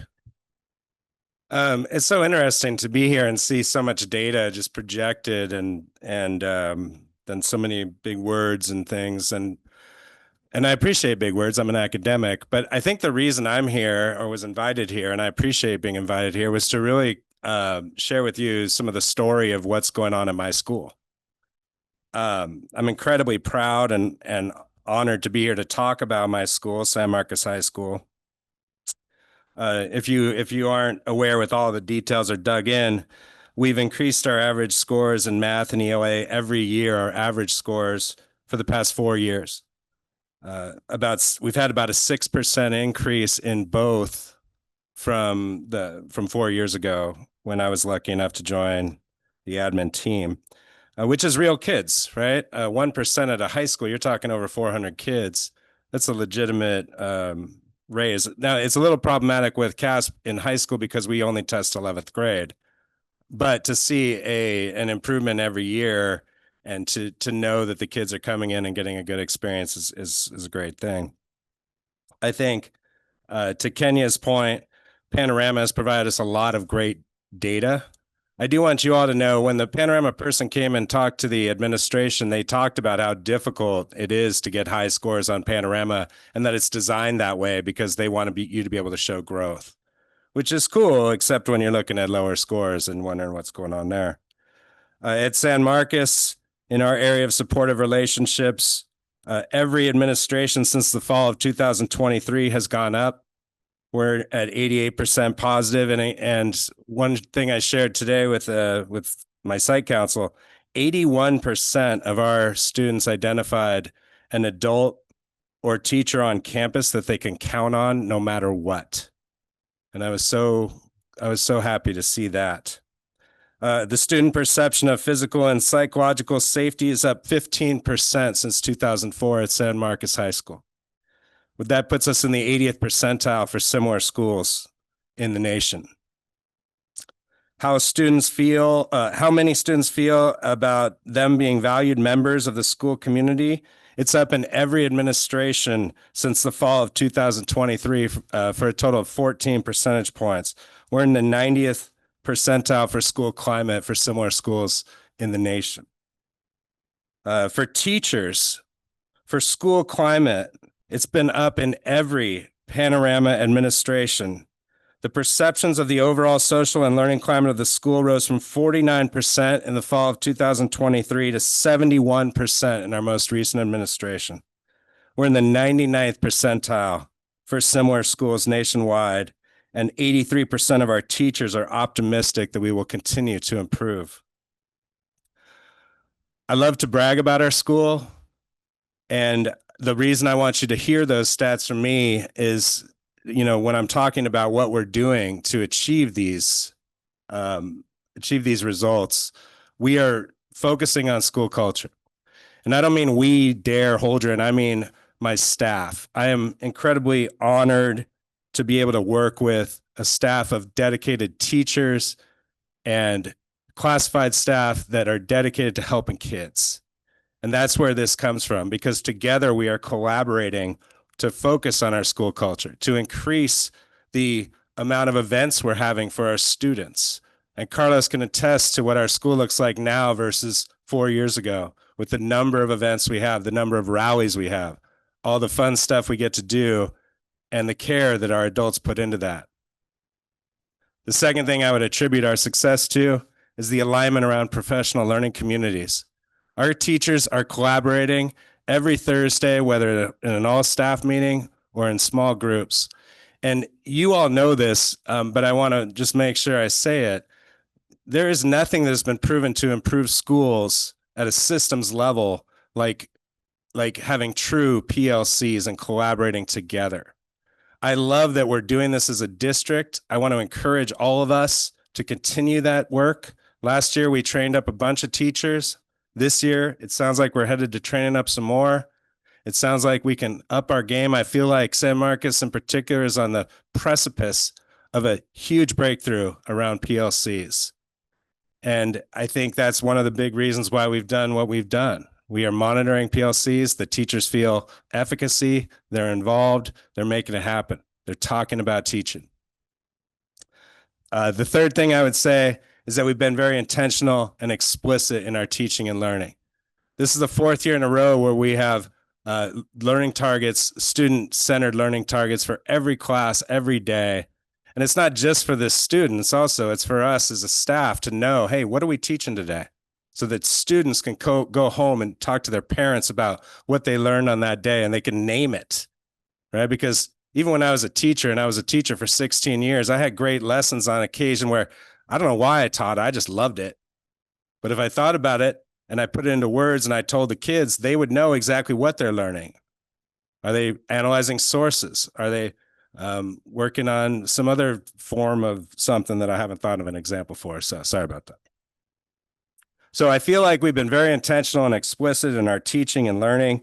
And again, I've had just a minor role in this. This is really about the teachers and the staff and the families, the community, and the students who have come together to create this success story.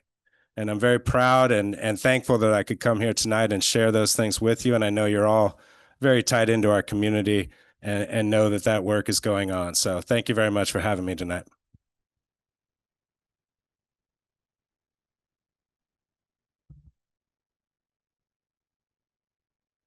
Thank you, Darren and Veronica. Now I'd like to conclude our presentation and open it up for questions or comments. Thank you. Do we have any public comment for this item, Mr. Banning? We do not. I'll turn it back to the board for questions. Oh, we do have one. Ms. DeWitt. You can come up. Come on up. Come on up. It was written on the public comment, the D8 number, that you wanted to talk about this too. So it's great. Come on up. Okay, 1 second here. Yeah, so thanks again for this opportunity. And yeah, student outcomes. Well, I was very glad to read a lot of the things in the report, and especially to see the word science of reading actually owned and articulated, because I think part of celebrating it and stuff and explaining the why to the teachers and stuff makes it much more exciting and something you will embrace, rather than historically the balanced literacy. There was a reading war, so we're all done with that, and it's nice really to see it here. I do have some concerns and also some questions. I looked at the report and noticed that Cleveland went up 7%, Harding as well, and Santa Barbara High went up that much. So it would be really interesting to unpack, was there science of reading taught there? What's happening there? Do they have more coaches? Why is that higher than the other schools that haven't jumped? So it would be interesting to know what specifically, and I know some of these things may not be, maybe alignments and agency and other things, but I'm wondering specifically how the science of reading has impacted the scores. So if anybody could possibly in the future offer that information, it would be very useful, because we know that it works, like in Bonita and other districts. So I would like to see just really identified how it's impacting us. And then, the literacy action plan, I have to credit Carlos too with way back when, I think it was like 5 months ago or something, we were talking about that we have 16% participation of people being trained in the science of reading. And I believe he came up, I don't want to speak for you totally, but that we know other districts plug in substitutes rather than the $4,000 stipend, because the $4,000 stipend apparently isn't enough for teachers. And yet if you put subs in, you can do it for $200 a day, and we can get more teachers trained faster. And the reason why I'm worried about more teachers trained faster, when I look at, graduation rates are really high, but it kind of buries numbers that I find kind of painful and concerning for all of us. And one of those numbers is for students with learning differences. Their UC acceptance rate is only 13.8%. So we got to take a look at that and make sure we are doing everything we can for them, because the rollout, which is great, is focusing on K through 6, but there are what's called curriculum casualties, people who didn't catch on and are behind, like poor little La Cuesta. Only 5%. We got to take care of La Cuesta effectively. Thank you. Thank you. All right, I'll turn it back to the board for any questions. Mr. Banning. Yeah. When you presented data about cohorts on CASP, Are those cohorts true cohorts where if students drop out of them, they're not included in the whole cohort, or is it a fluid just moving up and comparing year from year? I'm going to defer to Mr. Venz, who actually ran the data, to see if he can provide that clarification.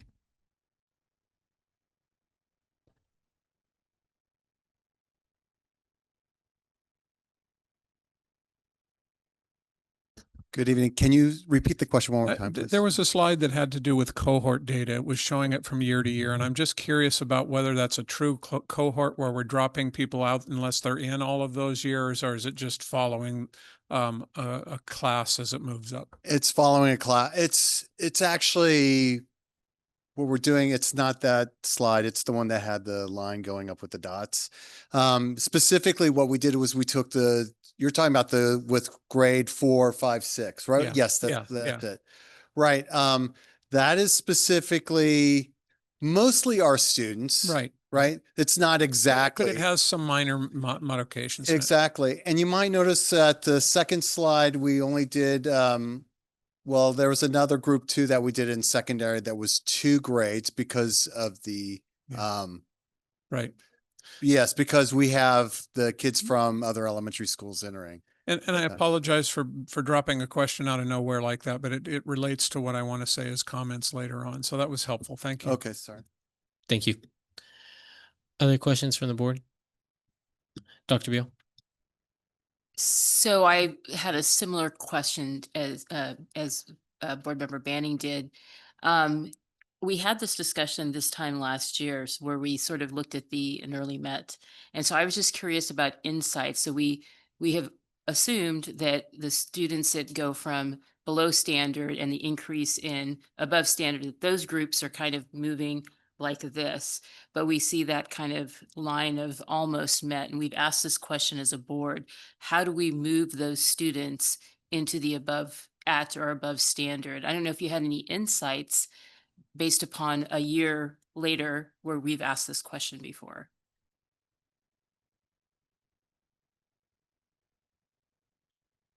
I'll have them put the slide up.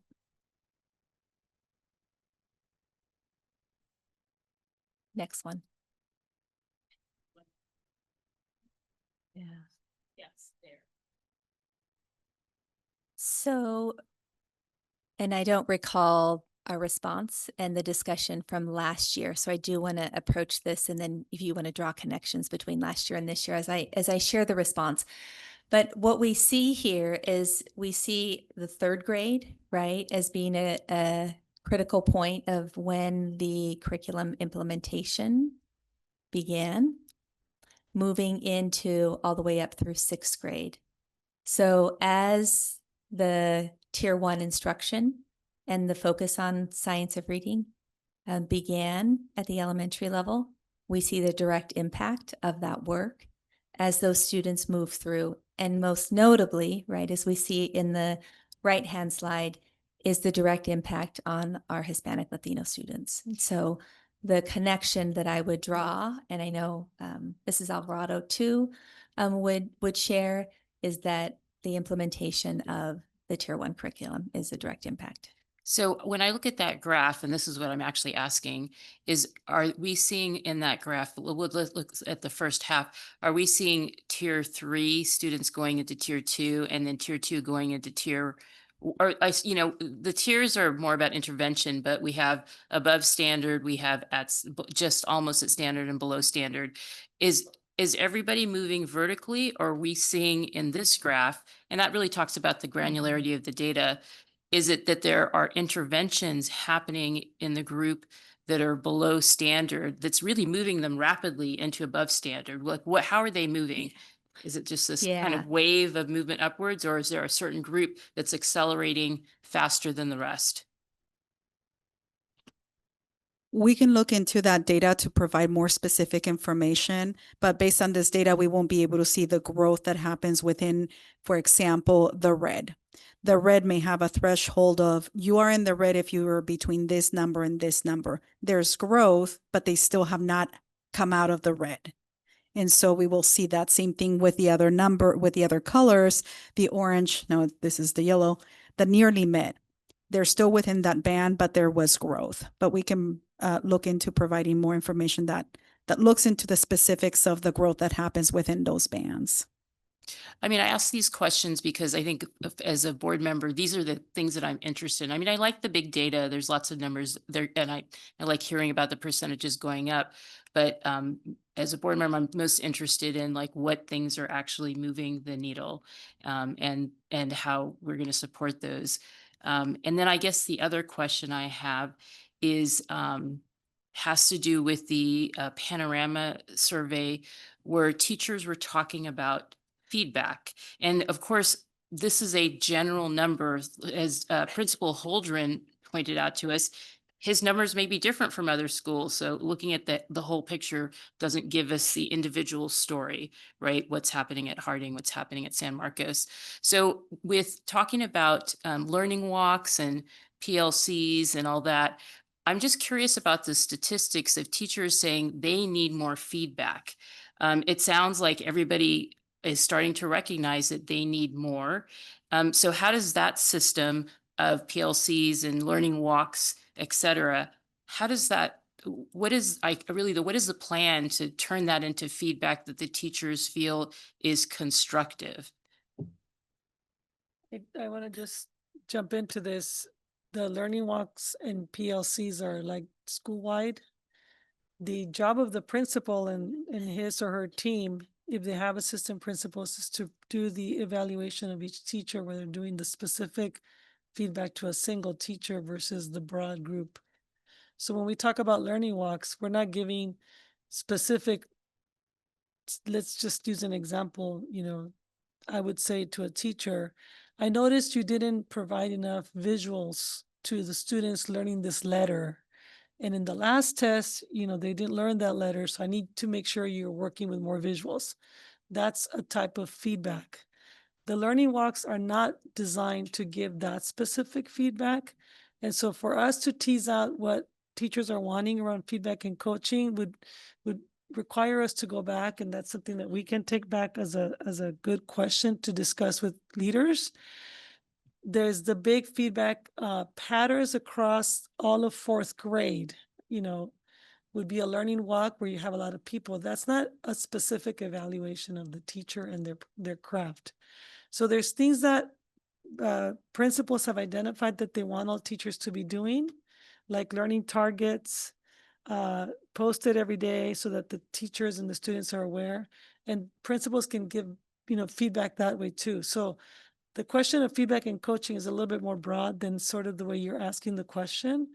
And I think we can maybe even tease out more of that information as we get better at asking teachers what exactly they're looking for. So I just want to illustrate a little bit of differences between the different actions we're giving. I think it's also important for us to, when we do professional learning like we did October 20th, we always ask teachers to tell us, how that professional learning served them, what went well, what didn't go well. And we use that to also improve how we're teaching them. So lots of layers to your question, but I think it's a good insight for us to take back and tease out a little further. I know we start with this question part, so it's always like questions, like criticism. So I did want to express that I'm excited about the improvements in the district. And I especially enjoyed hearing from Principal Binkley and Principal Holdren, because I think there's specifics that we don't get a sense of in these presentations about what's working at their schools. And as a board member, that's what I really like to hear, like some very specific things that's working at a school. And then I hope that everybody else hears that, the community, and they're like, whoa, I want to do that too, because this is really improving XYZ at my school. So thank you for those presentations also. Thank you. Ms. Caffrey. Thank you. I particularly appreciated the principal presentations too. And I have a quick follow-up question for Principal Holdren.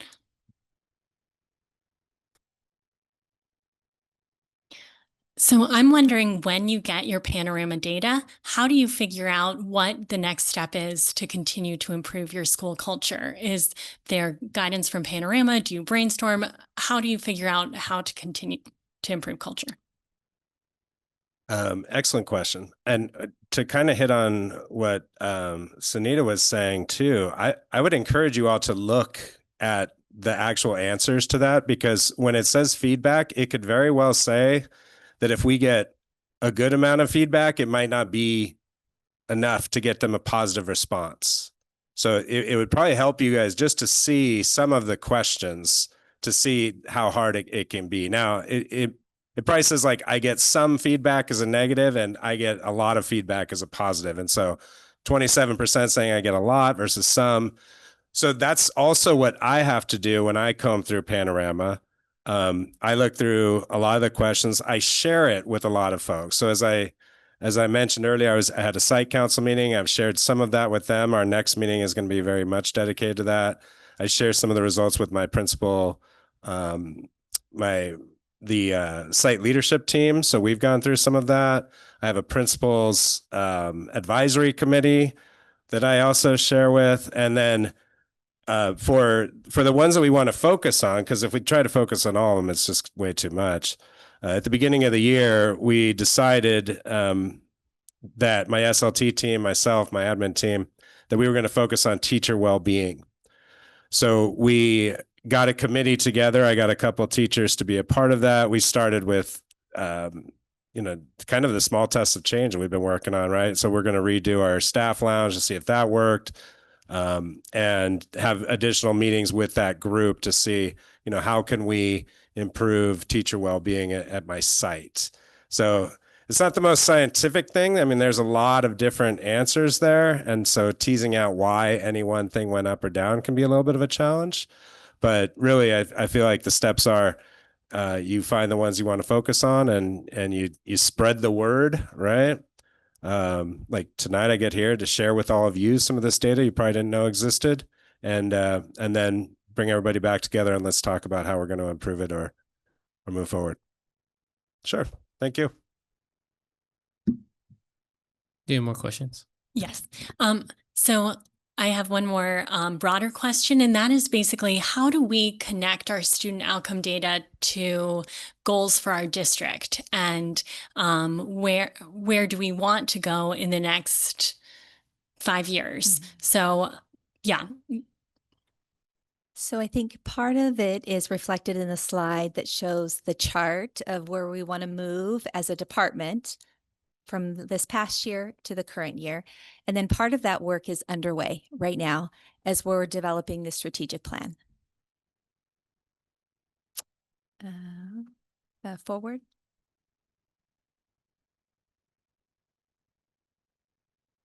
Right there.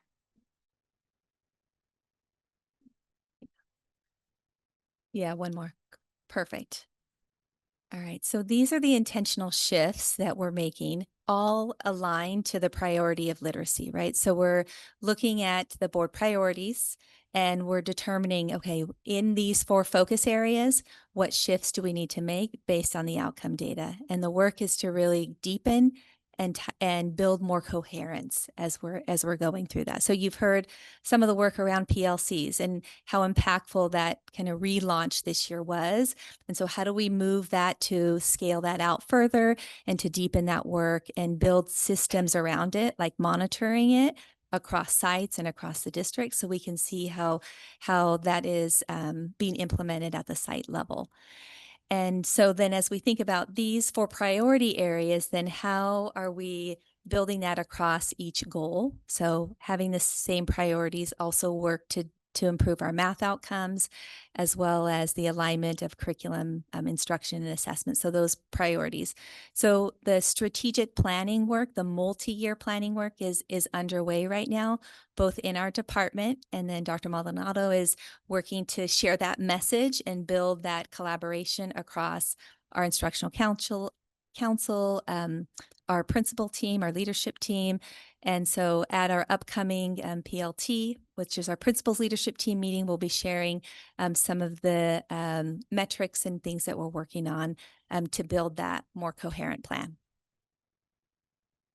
So the metrics will be student outcome based, like a certain percentage that we want of growth in the district for each area. Is that the idea? Yeah, that's correct. So there'll be student outcome based, and there'll also be, as part of that, implementation data, right? So you can see Panorama might be part of it, but also that monitoring of PLCs. Like, what will that implementation data look like? Because if we know that that is an important lever or strategy to increase both our teacher efficacy as well as our student outcomes and performance, then what does that metric actually look like for us to be implementing that to the fullest at the site level and district?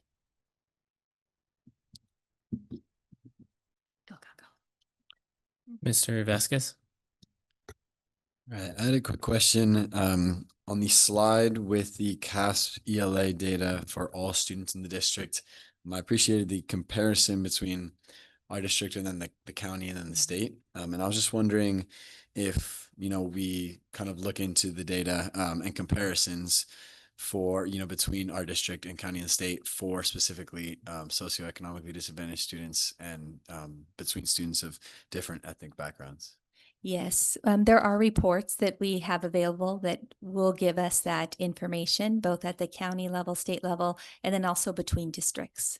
So we can see that comparison and kind of where we are performing relatively for both our student groups and in comparison to other districts as well as the county and state. And just in case, yeah, I know it's a little off the cuff, but do you know if we, where we are in terms of, those two set, or, specifically maybe socioeconomically disadvantaged students? I don't know off the top of my head, but we could get that additional data for the board to show that.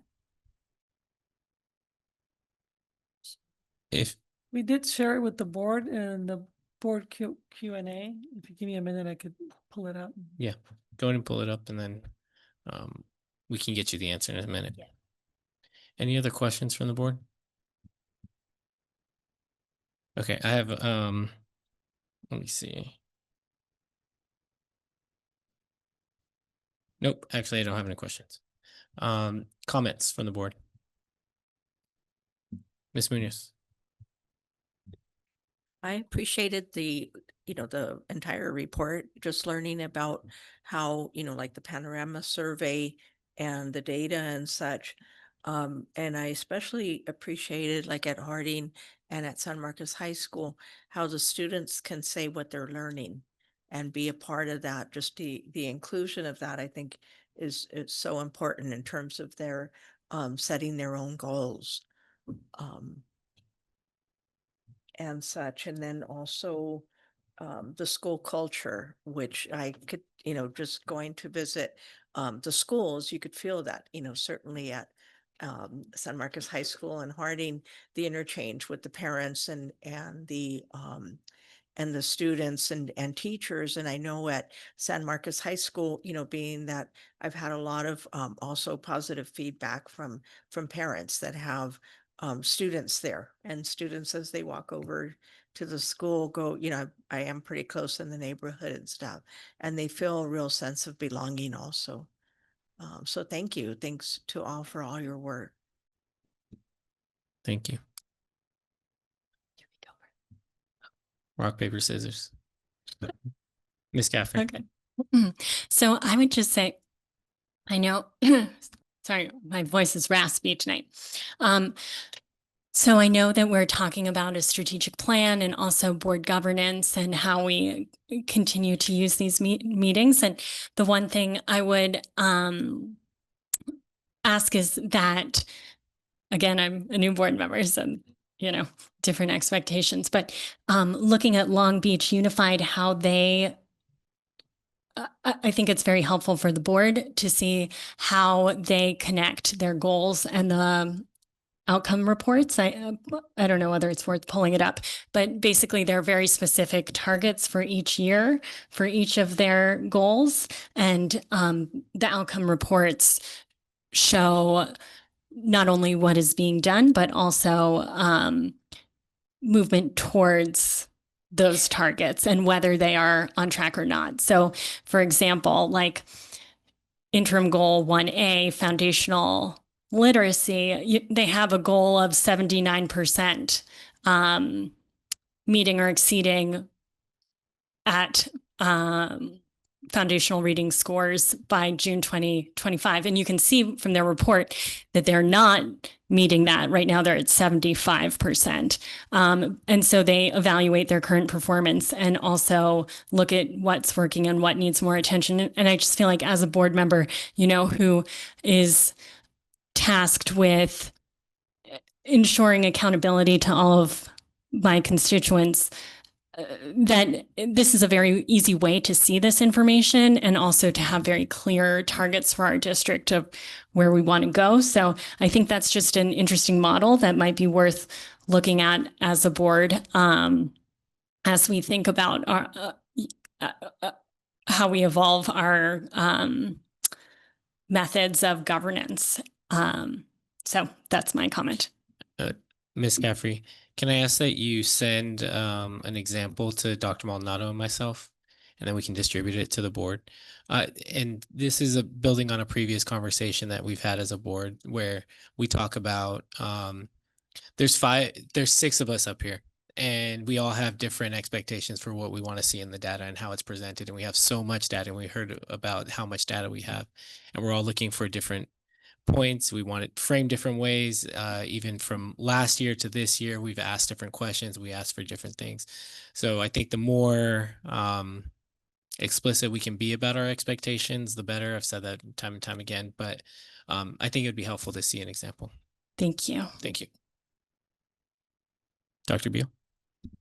So I have a general comment.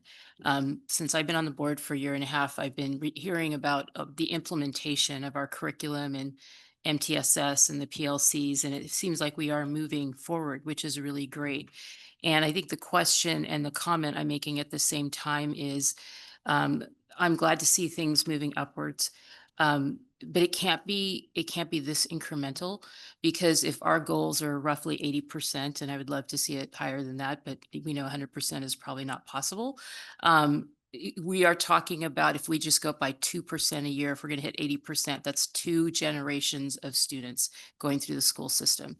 And so we are working hard to try to get that percentage to go up faster, so that we when we talk about data, we really seriously look at the levers and really push on those. And I'm hearing good things about PLC. I'm hearing really good things about teachers working together in cohorts to say, how can we look at these lower grades and these upper grades in elementary? So I think these are all good levers. And then tracking, what are we seeing? And if we're seeing big gains, that we say, okay, this is where we go. And we talk about it at all schools. So I love the discussion. I love the analysis. And like I said, we need to have bigger gains if we don't want to lose 2 generations of students to not being literate by the end of their school year, their career. Thank you. Other comments? Mr. Banner? Well, I'm going to repeat myself. The concept of how complex what you're doing is for all of us. And I also want to restate the appreciation I have for being on a school board that is aligned in wanting the same thing and the same results and the growth. And it's a remarkable group of people. As Gabe said, we all have some different approaches, but once you figure all that out, it's going to be really good. I just want to point out a few things that I've learned about data in my experience as an educator for 40 years. First of all, I appreciate seeing all this panorama data, because that's not something that has been a long-term thing in public education. And I appreciate hearing Dare talk about school culture being one of the main things. And I think that not only is school culture something you could look at and saying it's getting better, but I can also see that school culture is definitely correlated, maybe even causation, to better achievement. You want to know how a school's doing? Go spend some time on the campus and see what you hear about it. So kudos on bringing that information. Then we start to look at these big numbers of percentages: 50% of these kids, 70% of this, 62 on Panorama, which represents the percentile ranking of this and that. And all of these numbers can mean so many different things, but when it comes right down to it, a single number is we're using a single number to represent 11,000 students. We talked about what happened to the below or the nearly met group. When you look at those three colors on the graph, the nearly met group can go in either direction. The not met can either stay there or go up, and the meets or exceeds can either stay up and go down. So it's a mixture of all of those kind of things that creates the visual that we saw. But we don't know from looking at that visual, and I don't know how to find it in the data or what it would prove to show how many kids went up from or went down from nearly met to not met. We can look at that and see some general pictures. The fact that the red line is going down means that more of them are going away and they only have one direction to go. But and we're also watching the green line kind of move up at the top. How many of those just stayed the same or dropped down into the nearly met and were taken over by the nearly mets that moved up? That's the complexity of the kind of stuff we're looking at. These are just lines and pictures and percentages that we're talking about. And then also, I mentioned the question about the cohorts. The CASP tests, since probably even before the Common Core standards came in place, were never meant to be looked at as a longitudinal change. I noticed in even the graph you had that there was a really unusual dip in 5th grade on one of those tests. Well, the 5th grade dip has existed forever. And that it's not just because 5th graders, it may very well be that the test is harder at 5th grade relative to the standards are doing. So that's another piece of information that you have to understand. And looking at cohorts, it can be pretty difficult. I would contrast that to the data that we have on LPAC, because LPAC is the same test every time. It's not a different test as you go by grade levels, is it, right? So that's one that looking at cohorts can be important. However, when we looked at the data about what was happening with English learners, the numbers were getting smaller up at the top. And we're like, how come we've got these numbers actually getting a little bigger at the top as you get toward the upper grades, toward graduation? And it wasn't numbers, it was percentages. But think about what happens on the way up in those bar graphs. Kids get reclassified. There are fewer and fewer of them. So if the same group of kids that was up there in almost there stayed, they're going to get smaller. Again, complexity around how you read this and what we do with it is such a huge part of it, and challenges about aggregate data in general. And that's what I was talking about with the who moves up and who moves down. And finally, when I think that we want to talk about the story, Dare, the story of your school, the focus on school culture, the culture that we need to be moving toward is the story not of Santa Barbara children. It's the story of each child in Santa Barbara, because each one of them has slightly different needs and will respond to slightly different inputs and so forth. So I applaud immensely the results that we're seeing. I applied the dialogues that we have at the board table and with community organizations and the support from the Reading Coalition and from the Moni and Sherry Ray's group with dyslexia. We have these kind of things. We're working on them together. We're looking at all of them. And I would challenge us to continue to do that and look at these single broad numbers as broad indicators. Because what we really need is a culture of achievement and joy in our schools where every child's needs are being met. And kudos for the work that's going on. I would ask Dare, I'll bet if you took, there was something you showed me or told us about with 90 percentile in like schools. I would imagine that the culture of your school would have a goal of what are we going to do with the rest, with that other 10%? Because that's what that kind of culture does. It's inclusive of absolutely every student. And kudos for being there. And I can just imagine that whether we have 40% or 50% proficient in reading, it's the other 49% that we're really going to look at. And also, how do we keep that 49% from not being something that slips down as they go up? I could go on forever, and I just want to continue to say, keep in mind that there's no simple answers here.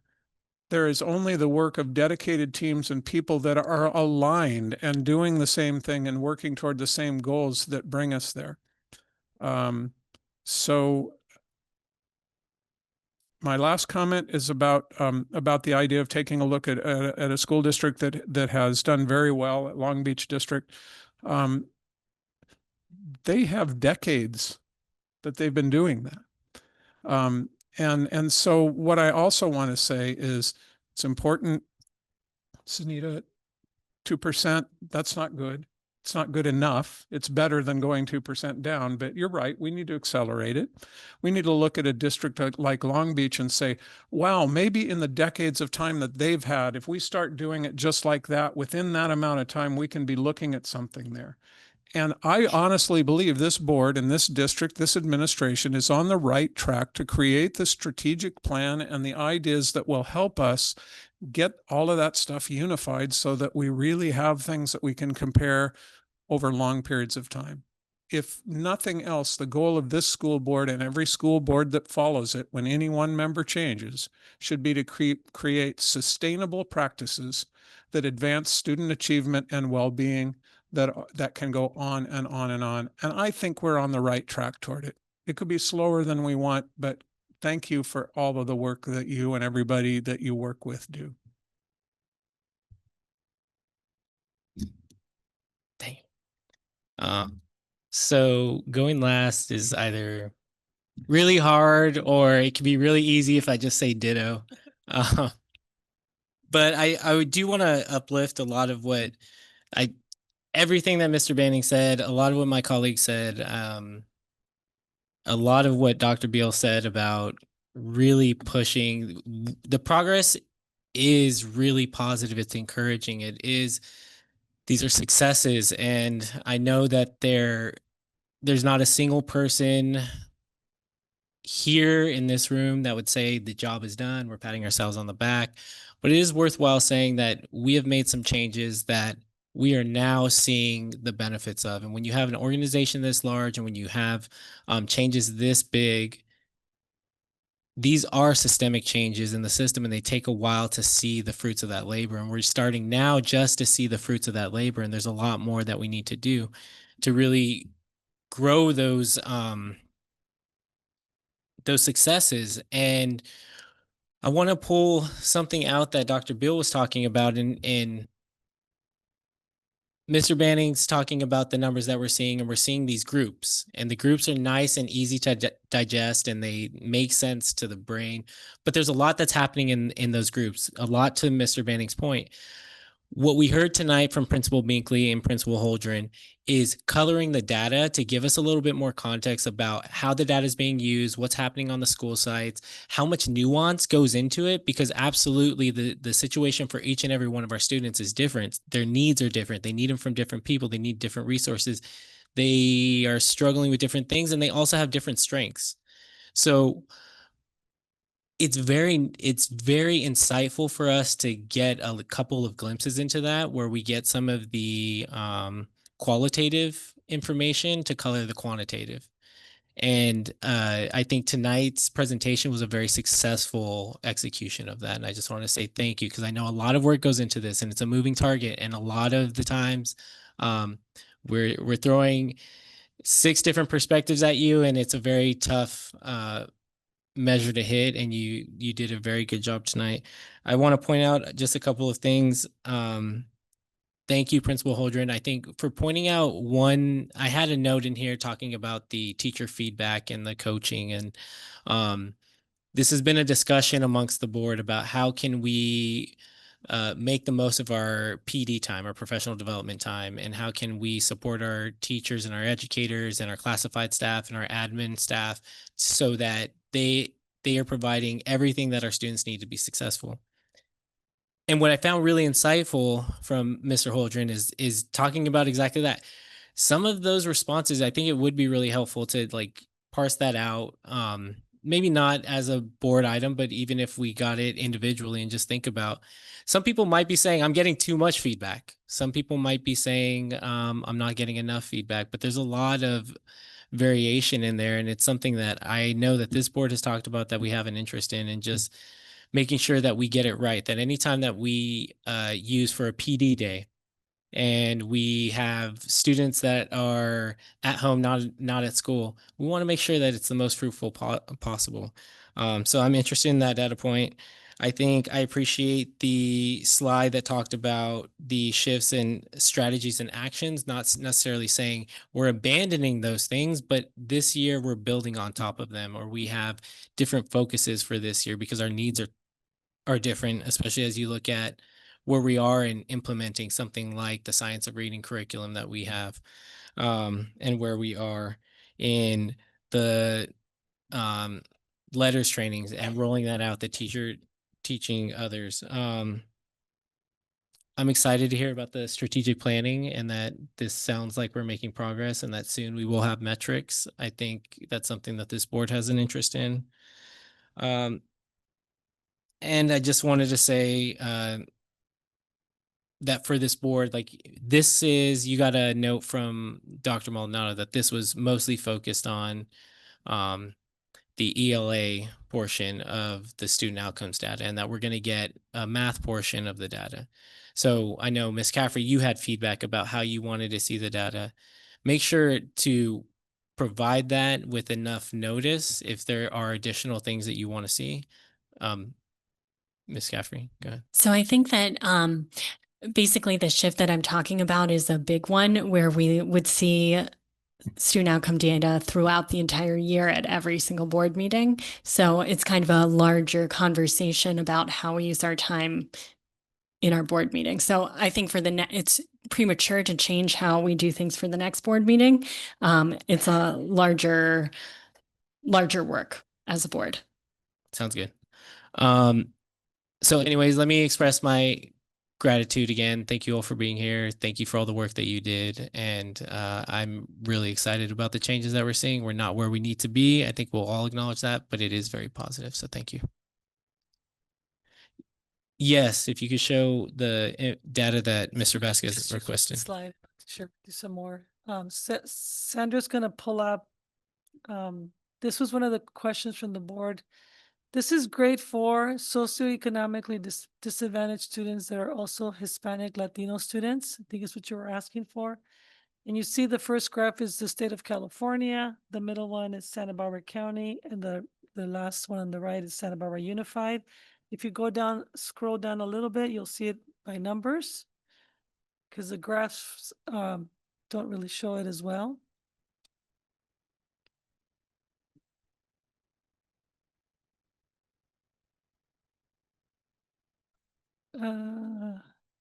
Yep.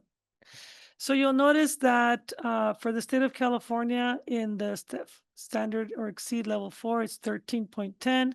Santa Barbara County 9.43. Santa Barbara Unified 14.29. For standard med level 3, 17.87 for state, 14.75 for the county, and 21.24 for Santa Barbara Unified. And in the last two levels, level 2, 21.76. 22.86, 25.10. And then for the standard not met, 47.27 for the state, 52.96 for the county, and 39.38 for Santa Barbara Unified.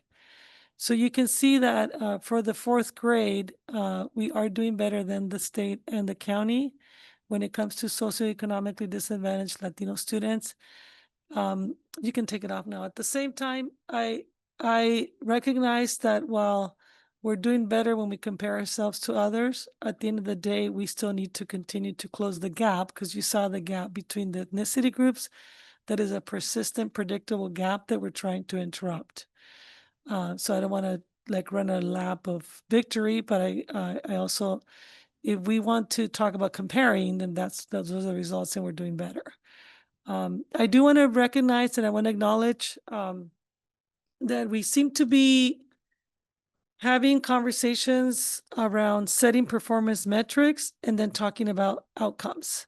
And I really want us to get to a place where we are going to do that work, but we have to separate it because it could be very confusing to people that are hearing some of the work that we're doing here in terms of reporting to you what happened in a state test that happened in May versus setting metrics of what we expect to happen depending on the various tests that we have. So we have diagnostic screening tests that we give at the beginning of the year. We have formative platforms of assessments in STAR Math, STAR ELA. They're not all the same in junior high and high school. And then, of course, we have the state test. So setting performance metrics and measuring them ourselves against how we're doing to get there is one set of workflow that we can identify for this team. And then reporting to you what that looks like is what is a different set of metrics that we would still want to share. I recognize and I have looked at some of the materials you have sent, and that is going to take several months of work to do. And I know that I've heard it several times in our meetings, and I just want to recognize that it's not for not wanting to get it. It's not going to happen between this meeting and the next meeting or even before the end of the year. So as we bring you these reports, I want to be able to set the expectation. We're telling you now how we did last year and how we compare and how we're improving over time. And then we're giving you information about the shifts we're making in our practices, not introducing anything new, just like we've been told, because we've heard our teachers, we've heard our leaders, what they need in terms of keeping up with the pace. But I do want to separate the two conversations because I know we hear that comment several times over, but I want to separate it so that we can have time to get to that space. And we probably will not be able to do that every single time in an open session, but rather work on it and bring it at a point where it's ready to be shared with everybody else. So I just kind of want to make sure that I'm understanding clearly what is being asked of me and the team. And it's just maybe the lights going off in terms of having two separate conversations about two separate workflows that we're going to be able to get to. And we'll be bringing back months from now. Thank you. Okay, so Ms. Caffrey, and then briefly, please. Just the reason that I bring it up is because of the Brown Act and our limited ability to speak to each other, except in open session, that I think in our Saturday session, we talked about all having shared information and the ability to have similar sources when we're looking at things. So that's why I wanted to bring up this example of where we want to be in the coming months. Okay, so we're going to close out that item. We're going to take a brief recess of 5 minutes and we'll be back here at 8:36. Welcome back, everyone. We'll call this meeting to order at 6:40. To my left, you will see Mr. Vance. So if you watched the 18-inning Dodger game, we're going to the bullpen. Dr. Maldonado was not feeling well, so she went home. We hope she feels better. But we have Mr. Vance here, and we're going to do a little bit of agenda management. We are going to actually move to the action agenda and go to G4, followed by G5, and then we'll move back to the regular order. So G4, second reading, sunshining approval, the Santa Barbara Unified School District to reopen contract negotiations with Santa Barbara Teachers Association.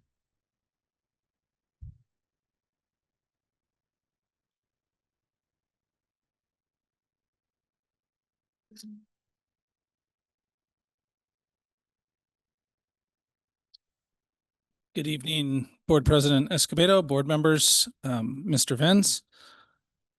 Bringing this item to you as the second reading, so it will be an action item for you to approve as a board. We then, upon approval, will begin negotiations on Thursday with SBTA. So I'll turn it over to you for any questions you might have. Thank you. Do we have any public comment for this item? We do. Aaron Cavazos and York Shingle.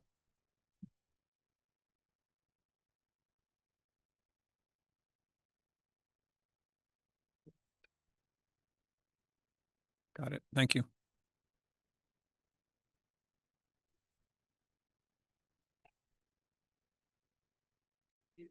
Oh, 1 second.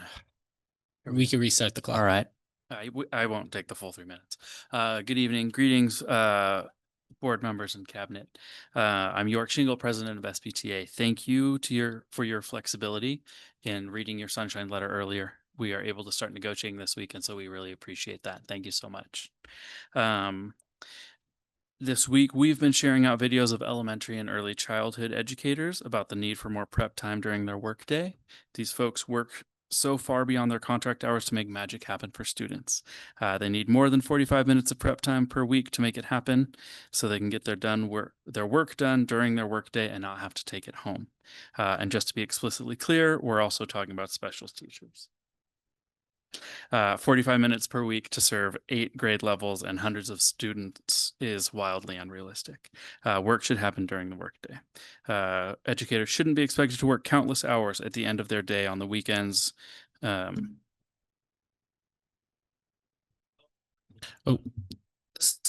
to interrupt you. Phone turned There off you the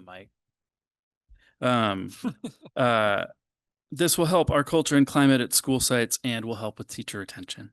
We look forward to coming together with creative solutions that improve student outcomes, benefit our students, and make our working conditions better. Thank you. Thank you. No other comments. Okay. Do I have a motion from the board?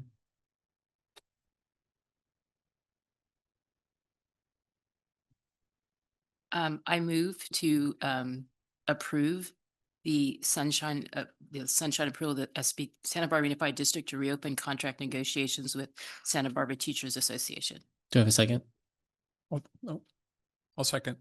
We have a first and a second. All in favor? Aye. Aye. It's unanimous. Thank you. We will now move to G5, which is a recommendation to approve resolution number 2025-26-14 to deny the Olive Grove Charter School Santa Barbara renewal petition. Mr. Vince. Good evening. Thank you, President Escobedo and board members. So I'm here tonight to bring the staff analysis recommendations and proposed findings of fact regarding the review of Olive Grove Charter School Santa Barbara and the renewal petition. I'm going to give a little context and then I'll give 3 specific points and then just wrap it up from there. You have the reports already. The first thing that I just want to remind you is that to deny a middle performing school has to be in written factual findings supported by evidence of 3 specific things. The school failed to meet or make sufficient progress toward meeting standards that provide a benefit to the students, and closure of the school is in the best interest of the students. And the third one, which is the decision gives greater weight to academic performance. One of the key things that comes up is the verified data that's being used to make this decision. The verified data has to be provided by the State Board of Education, meaning that the state board would actually have to approve saying this is a verified data point. And that's what we have to use. So this is why we're using CAST scores, using dashboard data for this process. And this is specifically falls under the Ed Code 4767 .2C1, which means that we actually have to use the verified data to measure academic achievement. So what I want to bring up specifically in terms of our finding is based upon the Sound Education Program, which actually took specifically 3 years of data, and that would from CASP, and that's 2023, 2024, when the charter renewal was submitted to us by Olive Grove, they did not have the 2025 CASP data because it was not out at that time. So what we saw in the report specifically was the actual STAR data that they were presenting. That was part of this parsec graphs that was provided. However, as you know, we get our TOMS data early, so we have a good idea of what's happening within Santa Barbara Unified. So school districts have access to TOMS data, and that's preliminary data. And on top of it, we actually get the data, as you saw, the middle of October or so, or actually around the beginning of October, in terms of the CAS data actually coming out. So we were able to actually use 3 data points. And what we saw specifically within those 3 data points is actually the ELA went from 46% from met to exceed down to 31%. And mathematics specifically 11% down to 4%. And that's actually on page 8 of the report that you have, or that was presented publicly in October 15th, I believe that is, or 13th. The next part that I want to bring up is there's dashboard data. We don't have dashboard data for 24-25. That will come out. We just got notification that comes out on November 16th. But we were looking at 23-24 dashboard data, which also showed similar. ELA is 33.5 points below standard, distance from standard, as well as math is 148.3 points below distance from standard.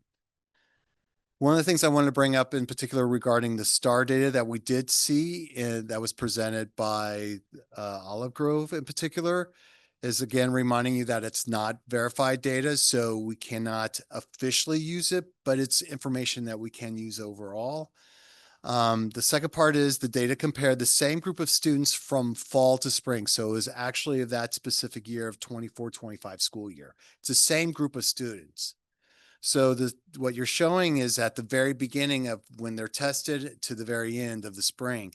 And it's basically what they were using is student growth percentile. And quote, in the 24-25 school year, OGCS students had an average SGP, that's student growth percentile, in the 62nd percentile for reading and 47th mathematics, which translates as students meeting the growth target of year's progress in both subjects.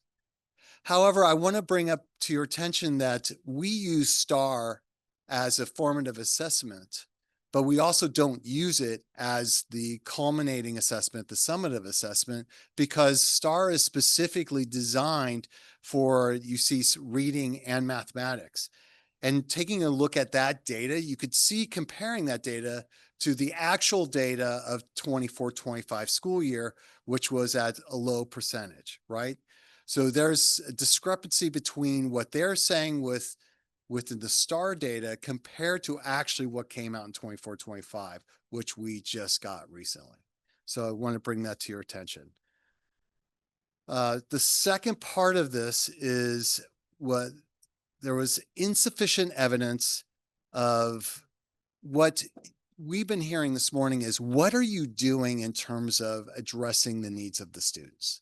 And what we didn't see was a systemic process of taking documented monitoring or data points and how that was being used, analyzed, and how it was used to guide instruction, and how those decisions were being made to support the students who are missing the mark. So that's another thing that we did not see, both in observation and the analysis of what we saw. The last part I would point out in particular regarding this is that there was a limitation in terms of first documentation of understanding impact of our EMLs, but also analyzing the EML curriculum. The current curriculum that they provide is Power Up by Lexia. It's also Cengage Edge, as well as the Scholastic Magazine and Brisk AI. The Lexia program is designed specifically to support ELA instruction, but it's not an ELD curriculum. The second one is not an ELD curriculum as well as the third. So this is not specifically ELD curriculum that's incorporated to support students with that need. So with all of those facts and additional items that we provided to you, these are the reasons why we're presenting that you deny their petition for this evening. Again, just to remind you that there's an appeal process. So if the denial is approved by you, the denial will either go to the county or the state. So, and that's where then it'll be reviewed again. So, and that's the rest of my report. Thank you. Do we have public comment for this item, Mr. Manning? We do. First, Meg Ridden? Meg? Next will be Justine Gonzalez and Alice Post. I'm sorry, how do you pronounce your last name? It's Ridman. Ridman, okay. Thank you. Good evening. My name is Meg Ridman, and I am the superintendent of the Olive Grove Charter Schools, here tonight to speak in support of Santa Barbara Unified School District's renewal of Olive Grove Charter Santa Barbara, and to respond briefly to the district's analysis, findings, and recommendation. As you are aware, I submitted to the members of the board a detailed letter outlining why we believe that denial of our renewal petition is not supported by law. And so I will not take too much time here tonight. As previously mentioned in your public hearing in September, Olive Grove has been serving students and families in Santa Barbara County and in this community for almost 25 years. We have enjoyed a positive and fruitful relationship with the State Board of Education as our authorizer for the last 7 years. We are not a new addition to the educational landscape. We are deeply rooted in and committed to this community. We acknowledge that we have much work to do when it comes to our dashboard accountability measures. However, it is known that the dashboard is not entirely informative for middle track schools such as Olive Grove. It is for that reason that the state adopted verified data for use in its charter renewal. I will respectfully correct Mr. Venz. Renaissance Star is a state board approved platform for verified data. CASP is also one of the state board approved platforms for verified data, but Renaissance Star is absolutely state board approved. If you look at the CD's verified data FAQ page, you would find that fact, but also it states that these charter schools, referring to those in the low and middle performance categories, must use verified data to show measurable increases in academic achievement or strong post-secondary outcomes. And they go on to define increases in academic achievement as showing 1 year's progress for each year in school. We did present this verified data in our petition that demonstrates that our students, including most student groups, are meeting these growth targets and are making 1 year's progress, thereby showing that measurable increase in student achievement. It is because Olive Grove does offer a sound educational program that our students are making this progress. Contrary to the assertions in the staff's report, our curriculum is standards aligned. It is 100% of our teachers are credentialed and properly assigned for independent study. And we offer a full complement of A to G courses, AP courses, and 3 CTE pathways. I respectfully, I believe I should have as much time as Mr. Venz had. This is public comment. 3 minutes. All right. I urge you to reconsider the staff's recommendation and instead vote to renew our charter. I have other things to say, but my time is up. Thank you. Justine Gonzalez, followed by Alice Post and Doris McPhee. Is this already on and working? Good evening, board members. My name is Justine Gonzalez. I am Senior Director of Local Advocacy with the California Charter Schools Association.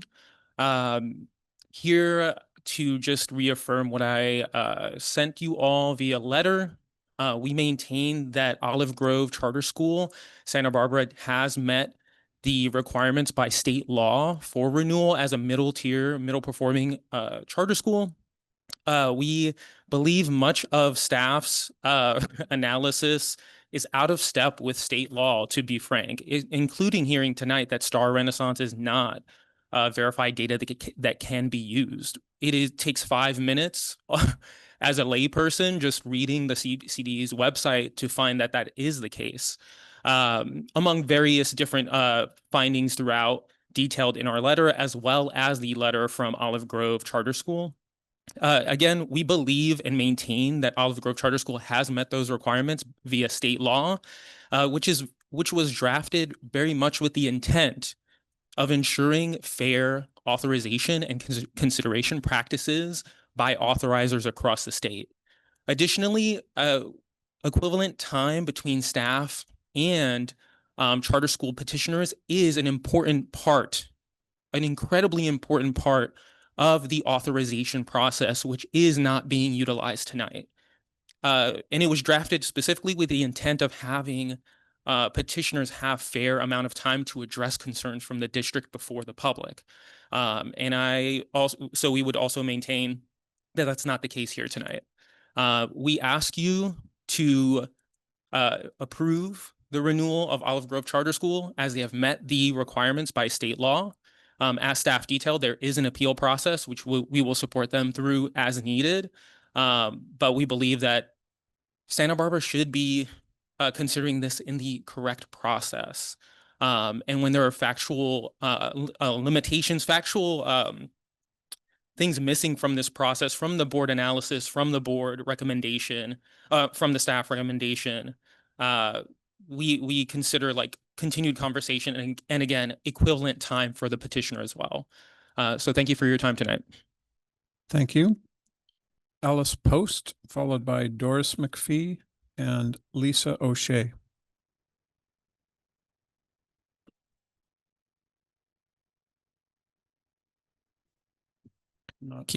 One second. There's 2 agenda items I'm going to speak on tonight This- yet. Okay, this is just for Olive Grove currently. Yes, yes, I'm going to speak on this and then I'm going to speak on the second one later.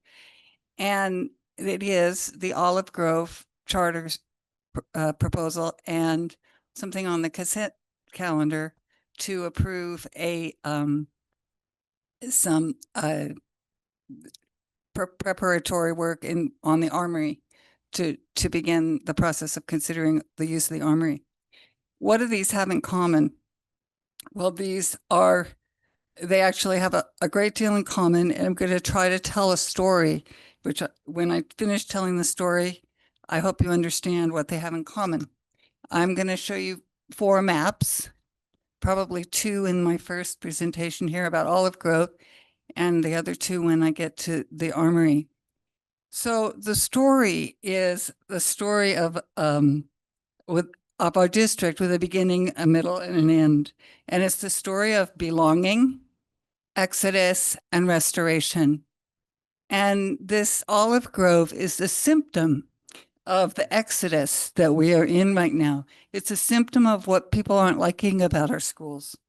They're trying to flee. They want an alternative.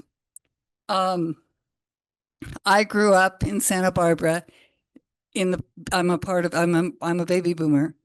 And I grew up in what I call the second golden age, in which we had 13 neighborhood schools. Every neighborhood had a school. Everyone went to the neighborhood school. My standard for what a neighborhood school is 90% participation. In a normal world, 90% of the people in your neighborhood actually go to their neighborhood school. That's not true here. We have a problem. There's an elephant in the room that we no longer have community cohesion. We have exodus. We have hundreds and hundreds of people who simply won't go to our neighborhood schools.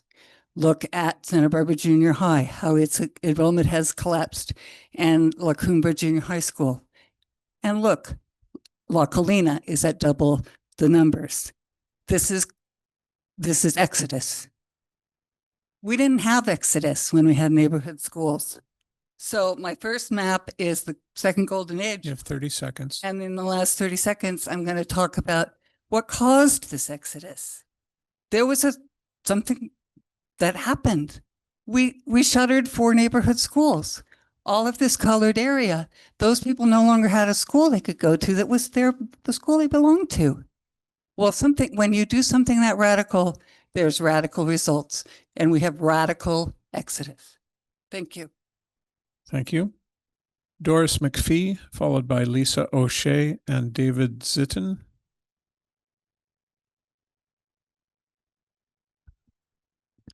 Hi, my name is Doris McPhee, and my daughter graduated from Olive Grove, and my son is currently a junior.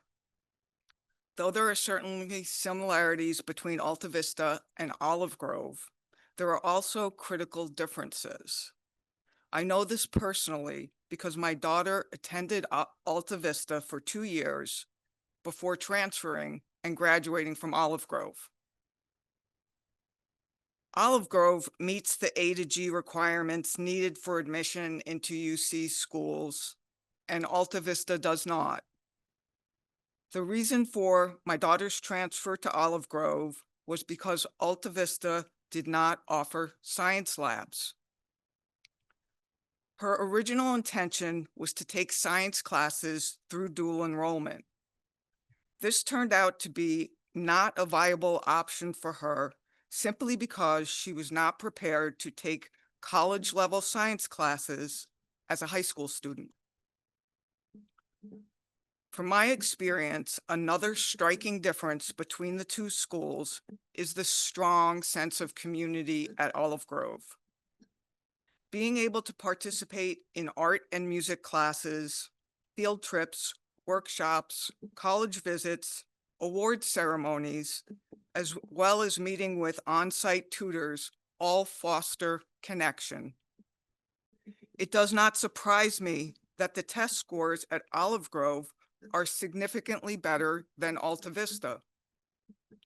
Something intangible like a sense of community could easily impact students' ability to succeed academically, not to mention social and emotional health. Olive Grove is a special place. To let it dissolve would be a huge disservice to many children, particularly vulnerable children, who need our support now more than ever. Thank you. Thank you. Lisa O'Shea, followed by David Zitten and Monica Ramos Ramirez. Good evening, school board members. I'm Lisa O'Shea, Director of Olive Grove Charter School, Santa Barbara.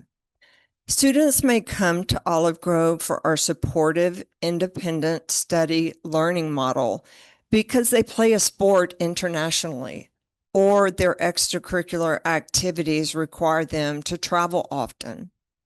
We are able to meet the needs of those students very effectively. However, most students come to us because the traditional public school model has not worked for them. Our students have struggled either academically, socially, physically, or emotionally. We have students who suffer from anxiety and severe depression. We serve students who are in residential and outpatient treatment facility centers. We have students with health issues that prevent them from attending school regularly. Our model is successful because our advisors are able to connect with students where they are. The research is clear. It only takes one single caring adult in the life of a student to make a difference. Our advisor model provides a connection that students need, and we're committed to doing whatever it takes to connect with students, understand them, and make sure they reach their goals. Our families and students have found our supportive program to be exactly what they need, and I join them in pleading with you to renew our charter. Thank you for your time and thank you for your service to the community of Santa Barbara. Thank you. David Zitten and Monica Ramos Ramirez.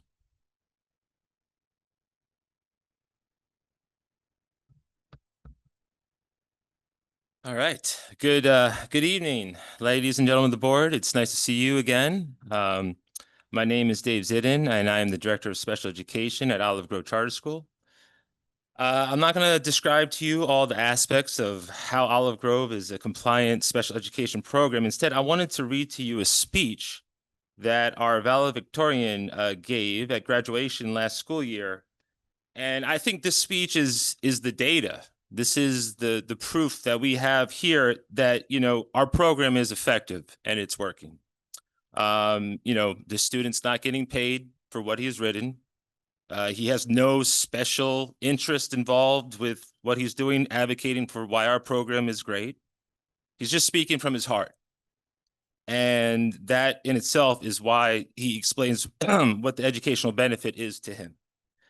So, and that's the case with many of the students that go to our school. So with that, here's the speech.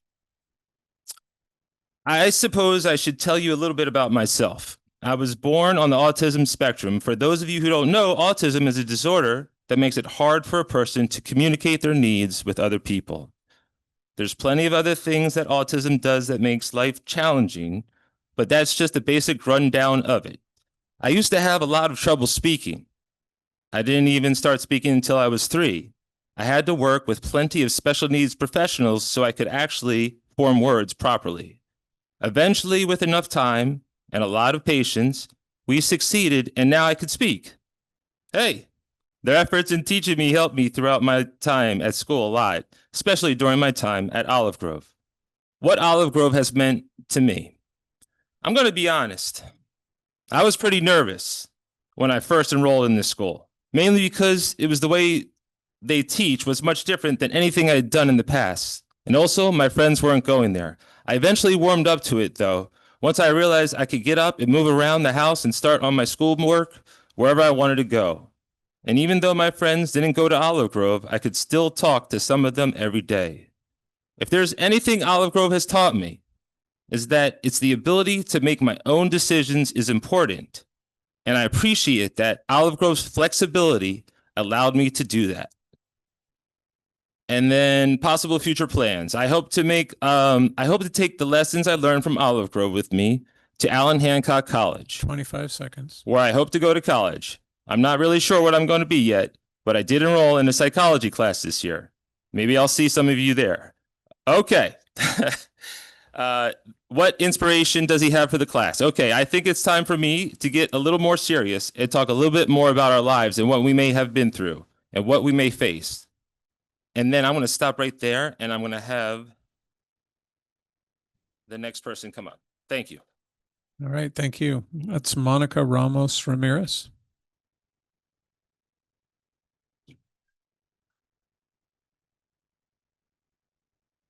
First of all, what an honor to continue this speech written by this child that's a graduate from Olive Grove and really speaks to what we do.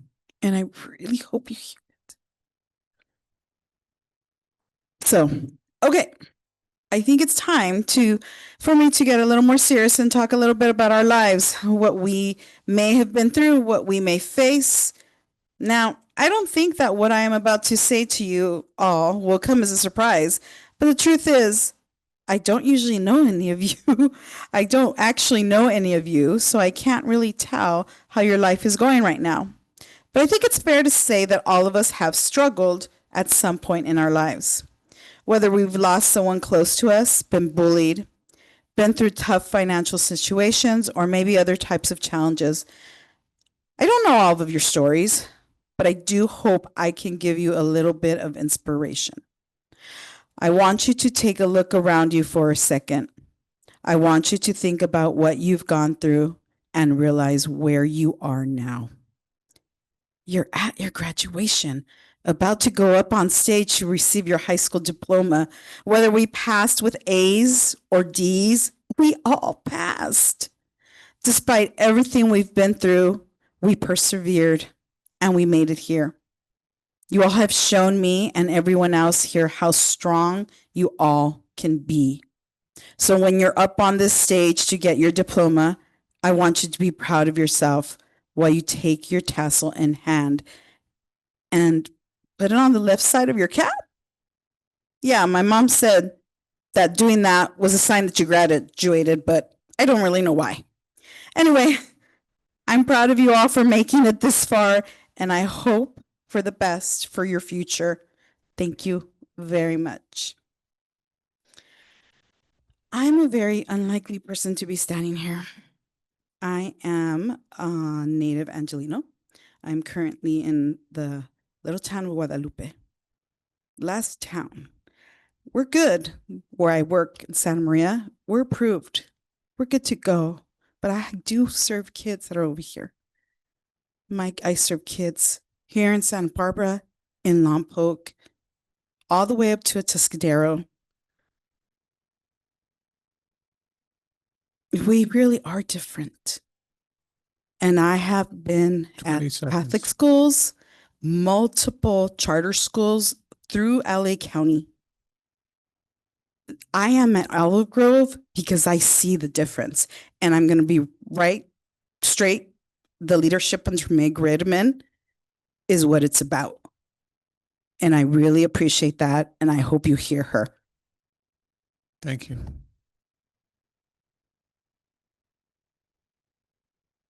That's it. Thank you. We'll bring you back to the board for any questions that they have. Ms. Caffrey.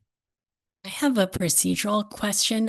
So when Peabody presented to us about their charter renewal, it seemed their superintendent gave us a presentation. So I'm wondering about their superintendent being able to speak more than 3 minutes.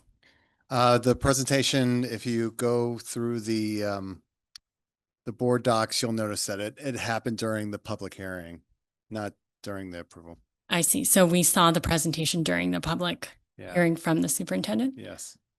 Okay. So Other questions? Not seeing any comments? Oh, you have a question, Ms. Caffrey? So the question about whether Renaissance Star data is acceptable, would we be able to look that up and know the answer right now? Yes, Or- yes. Actually we did. So Yes. it is on the list of verified data from CDE. So it is. The one thing that I want to point out is that we did not get the raw data specifically from the school. So we only got the data that was in the Parsec graph. So we don't know specifically the breakdown in terms of the performance. And it's not comparison as well. So we're not comparing what students did last year, this year. So it's only for this year, the students, how they performed at the beginning of the year to where they are now.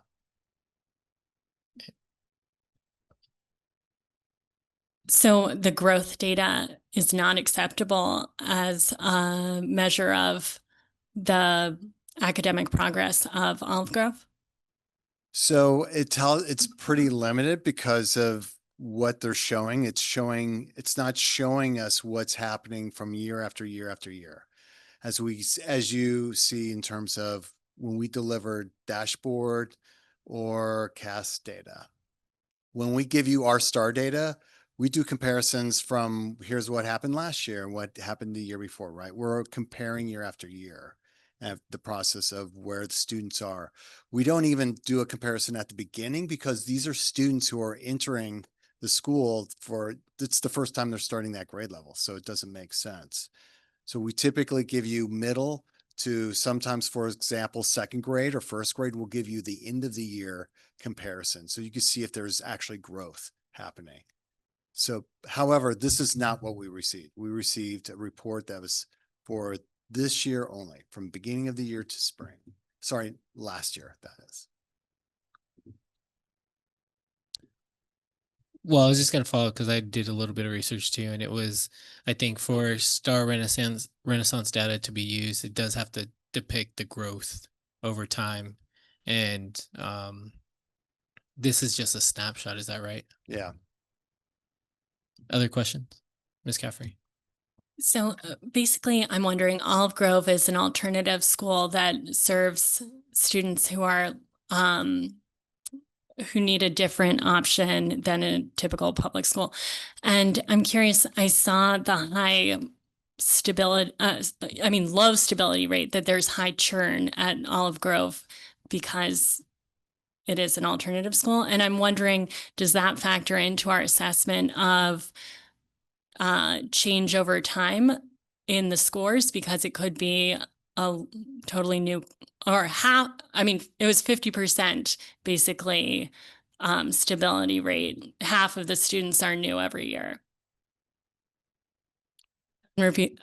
Do you want me to repeat that? So if I'm understanding what you're saying, because there's high turnover, then it would actually, you should be seeing changes within the system, meaning that it could go high, it could be low, it could go all over the place because it's not the same group of students. One of the things that we do in terms of looking at year after year, it's not just about the students who are coming in, but it's also about the way that students are being provided the instruction, specifically if they're coming in at a lower level, tier 2, tier 3. So it's like, it's basically, you're really looking at to make sure that, number one, you know, where the students are, because half the students are there. So going year after year. So basically, the other part I would say to that is that in high school, we're only grading 11th grade. So if you're saying that well, you don't know who's going to be there from year after year to 11th grade, that's a possibility. However, we're still making sure that kids are getting what they need to be able to do well, right? And that's one of the measures that we're using in terms of the dashboard as well as CASP. Yes. Dr. Beal. Oh, sorry. So there was some mention about the EML curriculum not being up to standard. How many students at Olive Grove Charter are EML students? I don't know. I have to take a look at the data. I think 13%. Okay.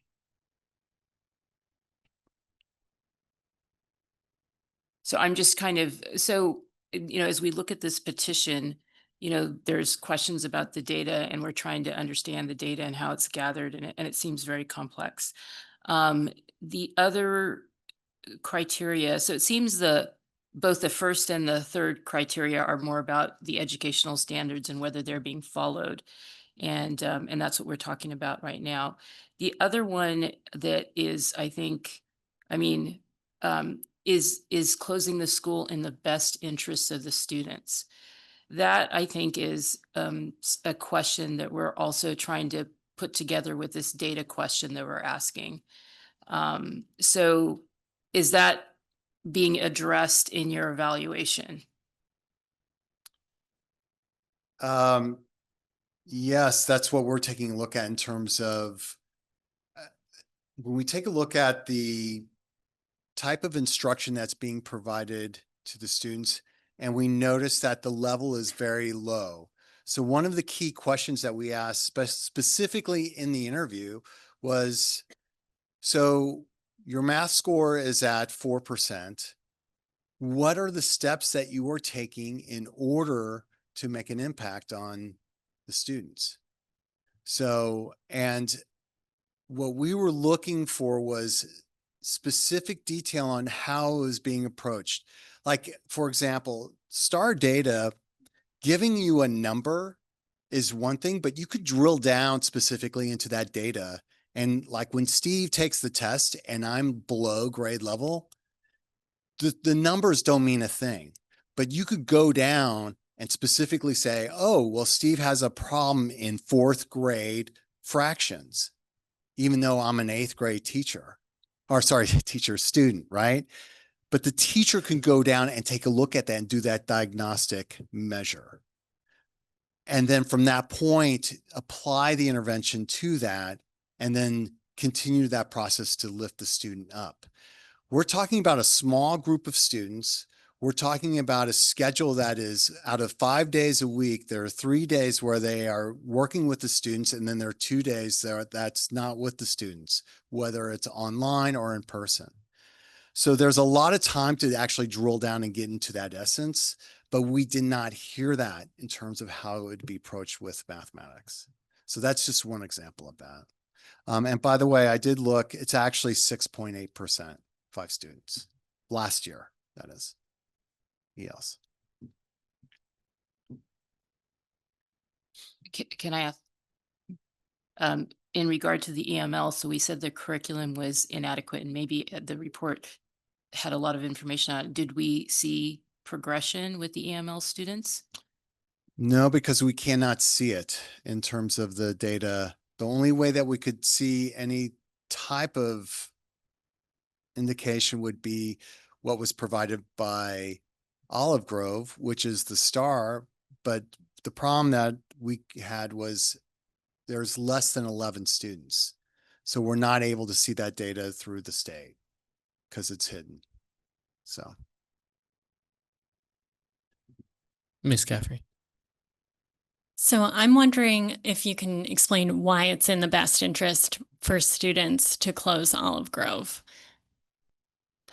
I think that's a really good question. I think that one of the things that we want to make sure is that any type of school that's providing instruction to students, we want to make sure that it is viable and making sure that it continues to become a valuable resource in terms of educating our kids in our community.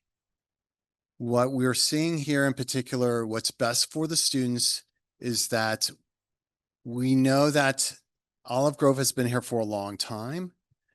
However, what we're seeing is that we're seeing that there's not a systemic approach in terms of providing the necessary instruction that students need in order to be successful. A second part I would say is that we have students who are in elementary school and their elementary instruction is all online. And if you remember COVID, that was an issue that we faced in terms of that process of instruction. So they have elementary, junior high school students and high school students as part of this process. The thing is that we have available for high school students, we have AltaVista, which can also provide multiple paths, including middle college, as well as specifically with AltaVista. Lex. Right, we have AltaVista teacher here, so Joel. But I would also say that in particular, we have multiple schools that will provide the resources that those students need with junior high and elementary, as well as there could be another possibility if those students, if the family wants to continue with Olive Grove, because it is an alternative education, they could actually continue on with Santa Maria or Orchid or one of those programs. But if they continued in Santa Maria, they'd have to drive to Santa Maria for the in-class portion. That part of the students, some go to the in-class, some do not. Ms. Caffrey, you can keep going. So I guess when we look at AltaVista's scores and Olive Grove scores, looking at two alternative schools, why is it a better option for students to go to AltaVista than Olive Grove? Because in particular, we have, so there are two ways of looking at it. So if Olive Grove is specifically authorized to renew for 5 years, then we are the authorizers who actually have to do the annual review process with that. We have limited ability to provide support in that way to make sure that they continue to increase and improve their instruction to students. However, at AltaVista works closely with us directly because it's one of our schools, and we actually have the ability to provide the resources and everything that's needed for that, as well as making sure that it continues to increase and in the ability to support students. So. Ms. Munoz.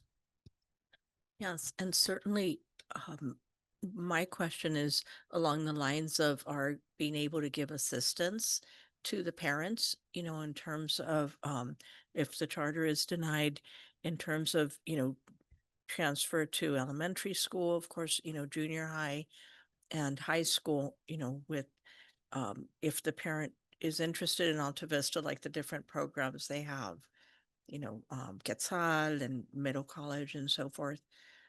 I believe it's called. And so then the parents would get support from our district in that regard. I mean, shifting it from Olive Grove to our district. Yes. Yes, definitely. And that would be part of the process if it goes through, if the renewal's denied And then if it goes to the state to be reviewed, and if at that point it's denied, then we would work with Olive Grove in terms of that transition with the parents. Thank you. Dr. Beal. So I have 2 points of confusion about what has been presented that you talked about more recently. One is this discussion that Olive Grove has been around for 25 years, and then the fact that the Santa Barbara portion has been here for 7 years. Am I understanding the organization has been around for 25 years, but the Santa Barbara section or school is younger? Is that correct? That I don't know. I know that I'm going into CASP, from 2017, 18, been here for 7 years. Okay. Santa Barbara Charter on its own has been in existence since 2018. We had to open 4 separate charters as a result of Shasta v. Anderson law that required, because we had a learning center here in Santa Barbara, we needed to seek authorization through the district where the learning center is located. So the learning center has been here, but the charter was originally denied in 2018 by Santa Barbara Unified, appealed to the state, and approved on appeal at the State Board of Education. So the Learning Center started in 2018 or 25 years ago? Well, the learnings, you know what, I actually don't. So the Olive Grove started with Los Olivos School District 25 years ago. Oh. And then the learning centers opened up over the years. I actually don't know exactly how long this learning center has been. It's been there probably closer to 10 or 12 years, but I don't know that.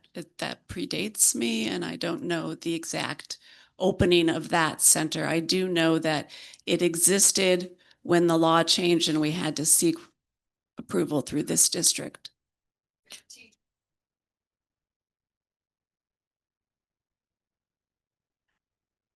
Okay. Okay, I had that question because I'm just curious about the whole idea of practices and what has been put into place.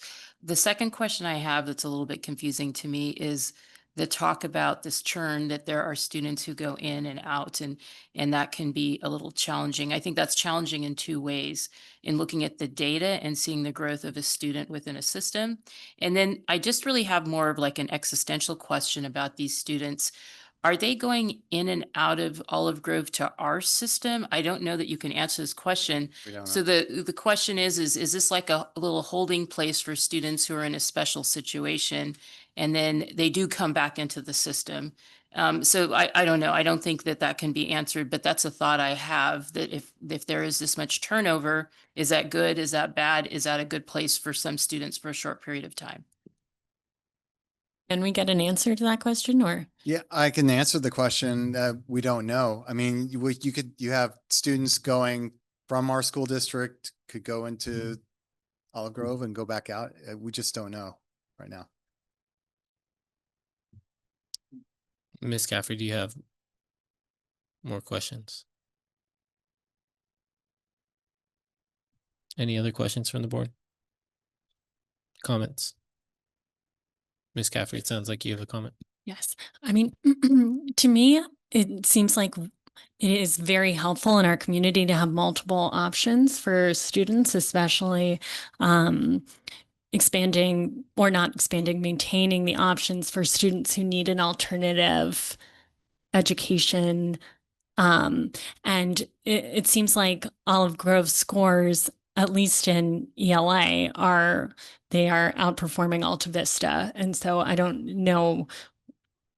I mean, I know that an MOU specific to math is like a middling. I guess here are my concerns. My concern is the 4% math scores. But I think, the state is starting to require growth scores. So I'm wondering what growth scores exist, and if we can look at those STAR test scores as indicators of growth. It looks like a sufficient number of students are making 1 or more years of growth every year. And I just think not every family wants to send their child to a traditional public school, or may have a certain circumstance where they need something different. And I don't see how closing Olive Grove is beneficial for these students. Other comments? Question. You have a question? Yeah. Mr. Banning. Mr. Venz, who constituted the team that put this recommendation together for us? So we used Ed Services, reviewed mainly with the academic side of it. So, okay. Yeah. And we've received lots of emails. We've heard things from parents both at the public hearing and tonight. We've read information that was sent to us as late as 2:15 or 2:45 today. And I think we've had some very interesting conversation about what's going on. But from what you've heard today and what you know from the work that you've done, are you still confident that the recommendation to approve this denial is the right thing to do? I think that I do understand the difficulty of the situation of this school because it's not a regular school. I do understand that part of it. I do also believe that it comes down to it's not just because of that situation where what the school is, it's what the school is doing with students in particular and how that's impacting the students. And when I reiterated the point of, so, okay, your students are at this level. I mean, this is the question I'm asking myself. So if you're performing at this level, so what are you doing to help support that? Especially when students are coming in, how are you like engaging them in a way that's going to help them educationally? And with that being said, I still don't see the results of that. That's why I'm still believing that just me, you're asking me, so I'm believing that we move forward. So my point here is I understand that our deadline for approving or denying is tonight. And that there may be questions from board members about, is this a good thing? Is it a bad thing? Did we learn things that would change our minds? We're hearing from you that you're still in support of denying it. And if we have really 3 options as I can see. One is approving the denial. One is denying that, and by default, then effectively approving the renewal. The third would be is if there, well, I guess there's 5 of us, so we would end up with one of those. But if there wasn't a quorum, it would die by lack of a motion or whatever, and as a result, it would be approved. The renewal would be approved. So with that in mind, I'd like to suggest a call for a motion and see where we stand as a board. Sure. Well, we don't need to do that yet. Once it's called, if there's a second, we have to take it up, right? Yeah. Yeah. So is there a second for the call? Well, you had a comment first. May I just make one quick comment? Because I wonder about the other of the options that you list. I think there's also the option of approving with an MOU that has specific asks. Is that right? 1 second.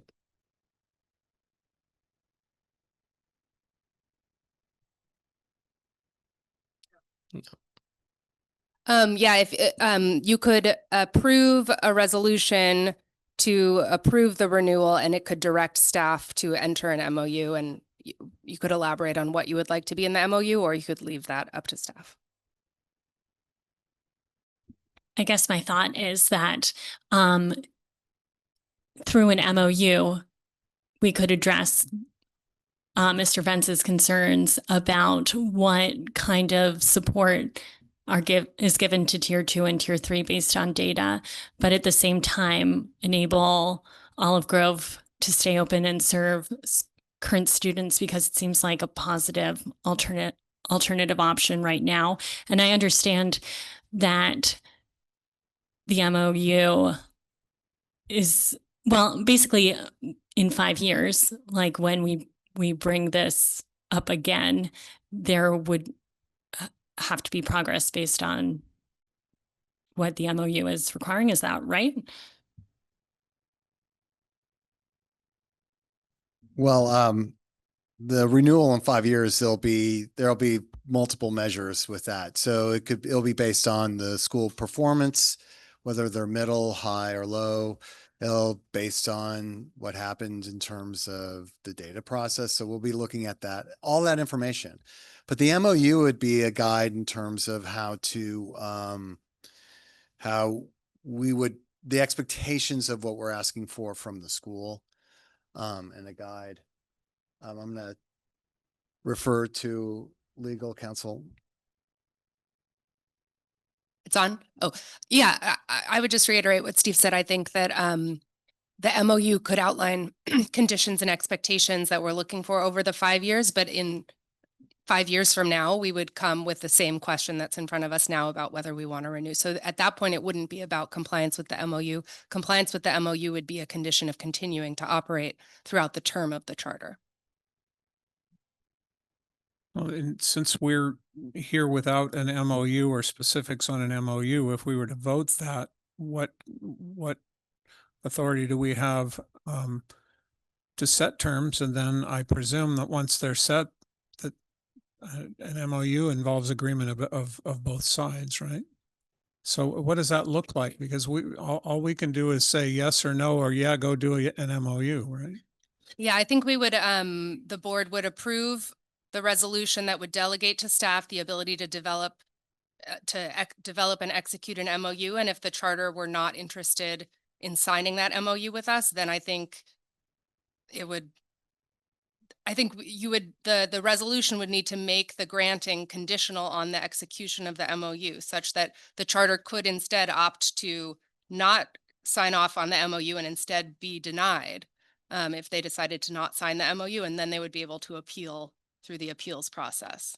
So that's the way in which the charter would have the option to sign on to the MOU or not.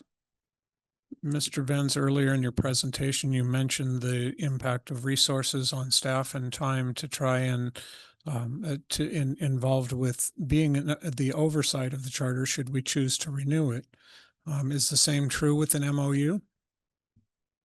Actually, it is. So, and we would actually be normally with the charter schools, when we do our annual review, it's pretty straightforward with the visitation and just reviewing their documents and their fiscal. But I think with this oversight in terms of an MOU, it would actually require a little more work because we wouldn't just do a regular, routine of like the other charter schools. Dr. Beal and then Ms. Caffrey.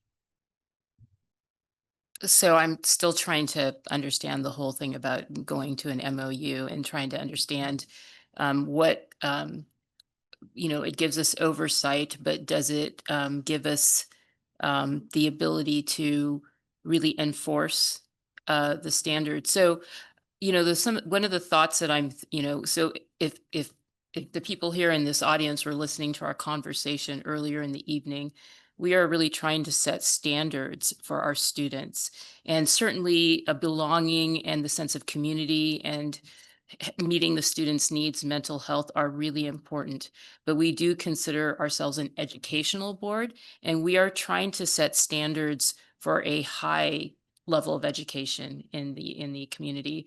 So this discussion of improvement and what the numbers are is a little complex for me, because I'm very happy that the students have alternatives for whatever reason is going on in their life, that they need to be not at a physical school most of the time. But I am, as a educational board member, feel very strongly that and this is going to sound like a criticism, this is not a pass on their education. We still have to do the best that we can. And we are trying to improve our practices in the district to track that and to make sure that students get access. And so I'm hearing two things here. I'm hearing maybe there are access issues because of the way things are. Maybe I'm just really hard to look at this data. And then the second thing is this whole idea of this middle performing. I was just like, what does that mean? And it, you know, what I'm not hearing in the conversation, and I think this is a little bit of a problem with the way this is being presented to us, is the other half of the story, which is there an attempt? This educational entity has been here for a while, and are they not concerned with sort of the same sort of goalposts that we're concerned with? So it's just a really complex conversation. I would like to hear that they're in all areas, they're working hard to move forward, but I'm not hearing that part of the conversation because I'm not sure that I can hear it. It hasn't really been presented that way to me as a board member. I'll have to be honest about that. So I haven't had a chance to jump in yet, so I'd like to give some comments and then we'll go to you, Ms. Caffrey. I find it a little bit difficult to, and I'm kind of piggybacking on your comments, Dr. Beal, is like how we go. It feels like whiplash. We're going from where we just talked about student outcomes and talking about really trying to push ourselves to do better and do more. And then I look at the numbers in front of us, and obviously there's some tension about the numbers in front of us, but it is really hard for me to say that there's sufficient progress towards standards, right? And I look at I look at a statement like the one that you just made, Dr. Beal, about us not getting the other side of the story. But we did receive 2 letters today in the afternoon. But I did actually look through those letters and I read them.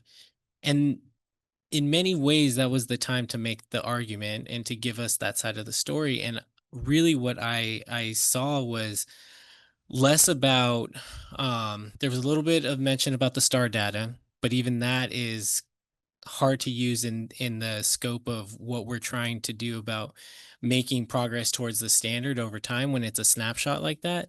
But the second piece is most of it was about procedure and procedural reasons why we didn't follow X, Y, or Z. And that's the reason why that it should be approved, rather than saying, these are the things that we're doing to get towards standards, or here's some of the answers to the questions, like the one that Mr. Venz had raised about, okay, here's where you are in math.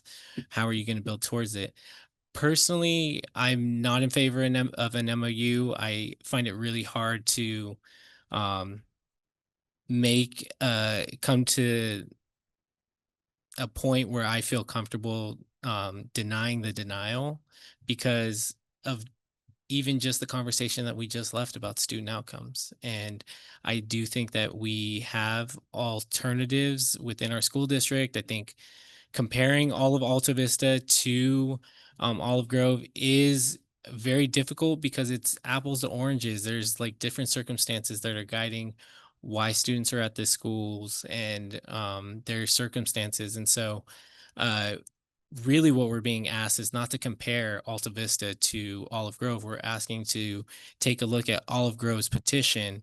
And for me, it's really difficult for me to show sufficient progress towards the standards and meet the other metrics that we're being asked to do. Ms. Caffrey. I'm wondering if I could share my screen. Is that possible? I know I've done it in the past. Oh, can I send it to you? Be nice to know what's. Yeah, basically what I would love to show is a graph from Egenomics of spending versus outcomes, a scatter plot, and where all. We're not. No, that's not. No. Just say, I 100% am about student outcomes and I talk about it all the time, right? And so I think that when you look at where Olive Grove falls compared to the rest of our schools, not even including Alta Vista, that's useful information for us to have. So that basically, while there's decline over the past 3 years, the level that they started from is higher than many of our schools. And that even declining 3 years, that where they are now in their ELA is higher than some of our schools. So I just don't understand like why. I think it's important to see this picture of how basically how Olive Grove is doing in the ecosystem of our schools. And if we are this. But Ms. Yeah, Caffrey, the so- metric is not compared to other schools. Well- The metric is evaluating the petition itself. And so we all are being asked to meet the standard of whether or not to deny the denial, and not one of those metrics, unless Ms. Powell, if I'm wrong, is comparing it to another school. I think that one of them is comparing it to other schools because Which metric is that? that is it in the best interest to close the school? So then you have to think, what are the alternative schools that the students will go to? And when you look at this graph, I mean, it just seems like we are holding Olive Grove to a level that we are not holding our own schools to. So there are many schools that are performing worse than Olive Grove in English language arts. And so I don't understand how it is that we are thinking of denying the charter and closing Olive Grove when we are when numerous schools have lower English language arts scores than Olive Grove.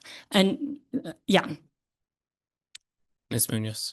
Yeah, President Escobedo, can we go back to, as difficult as it is, you know, we are looking at the information that was presented, and we had a previous presentation on this school.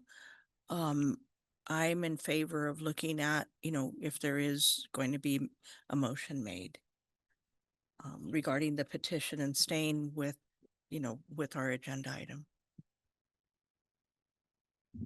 Ms. Munoz is calling the question. Do we have a second? So are you making the motion? Yes, I'd like to make the motion to approve the resolution number 2025-2614 to deny the Olive Grove Charter School a renewal petition. Do we have a second? I'll second. We have a first and a second. All in favor? Aye. Aye. All against? All right, 3-2.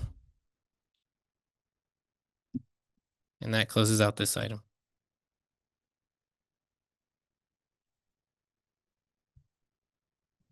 So we're going to move back to E2, first reading of Board Policy 3320, claims and actions against the district.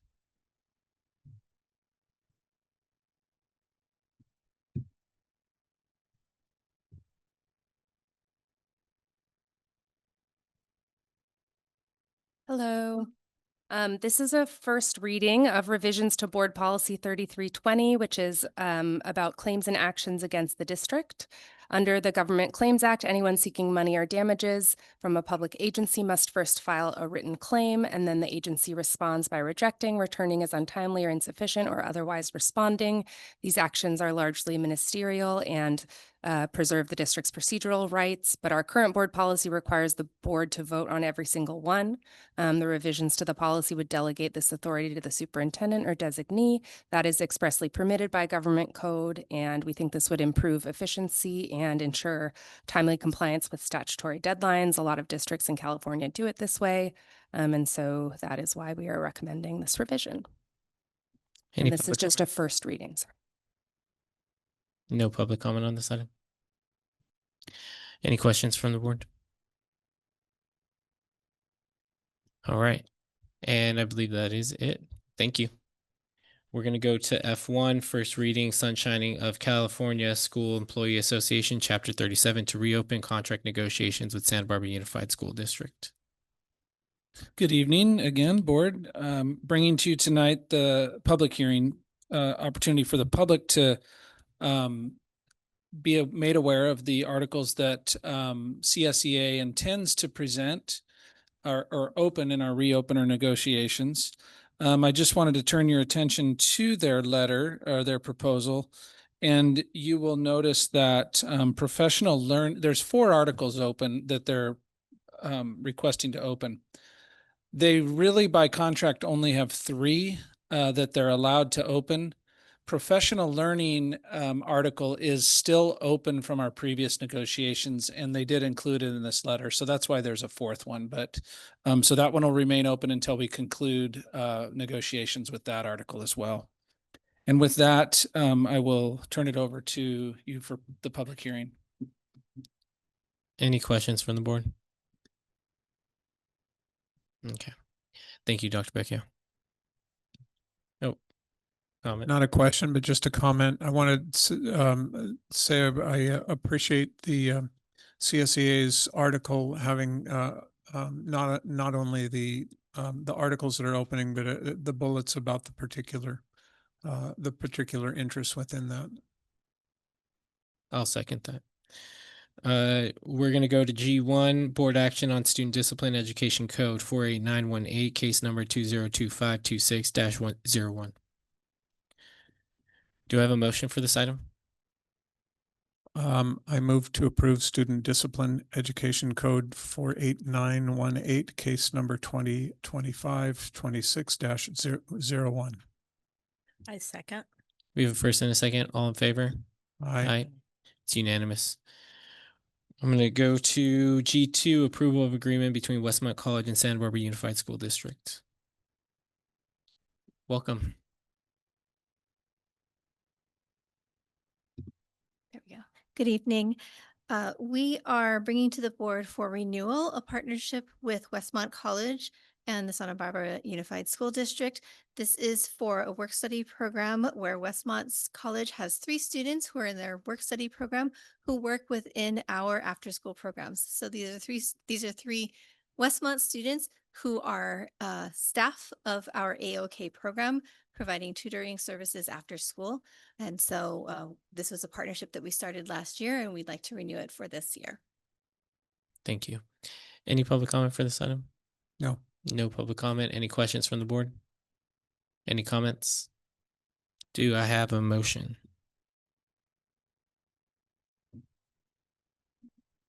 I move to approve the agreement between Westmont College and Santa Barbara Unified School District. Do I have a second? I second. We have a first and a second. All in favor? Aye. Aye. Passes unanimously. Thank you.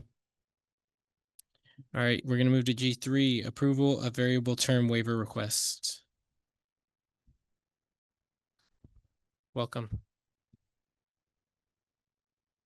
Good evening, members of the board. Bringing to you for your approval variable term waivers for a number of our teachers. I do have one small correction. In the first paragraph, it indicates in the second to last line that that has been corrected already. On my copy, it said 3 fully credentialed. It's been revised to say 4 fully credentialed. And so that item that you're seeing there is accurate. We have several teachers who are in preliminary credentials for the Career Technical Education Program. And there is a ministerial requirement that they have an English learner authorization while they're in the program. And so we have to submit a waiver to the Commission on Teacher Credentialing for that. Additionally, we have a teacher who is fully credentialed with a multiple subject credential, but he is adding an adaptive PE authorization. While he is working toward that authorization, we need to submit a waiver to the CTC for him to be covered and be teaching our students. So we request your approval on these items. Thank you. Any public comment? No. No public comment for this item. Any questions? Any comments? Is there a motion? I move to approve the variable term waiver request. Is there a second? I second. We have a first and a second. All in favor? Aye. Aye. Unanimous. Thank you. All right, that closes out the action agenda and takes us to H1, acceptance of donations for October 28th, 2025. Do I have a motion?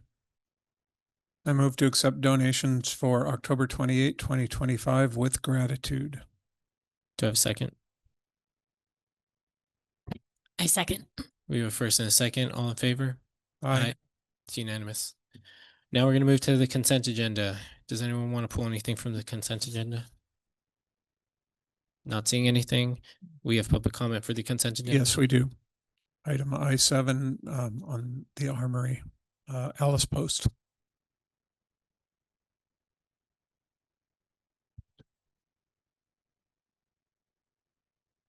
Hello. So I told you that I was going to show you 4 maps that would tell the story of our district with a story that has a beginning, a middle, and an end.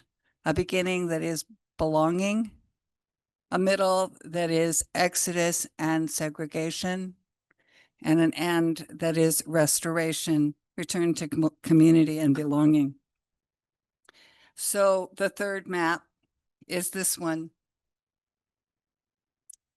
This is a map of our current district. It has 9 neighborhood schools. And I want to point out to you the area in the middle that used to have 3, plus up here a 4th, when we had 13 neighborhood schools.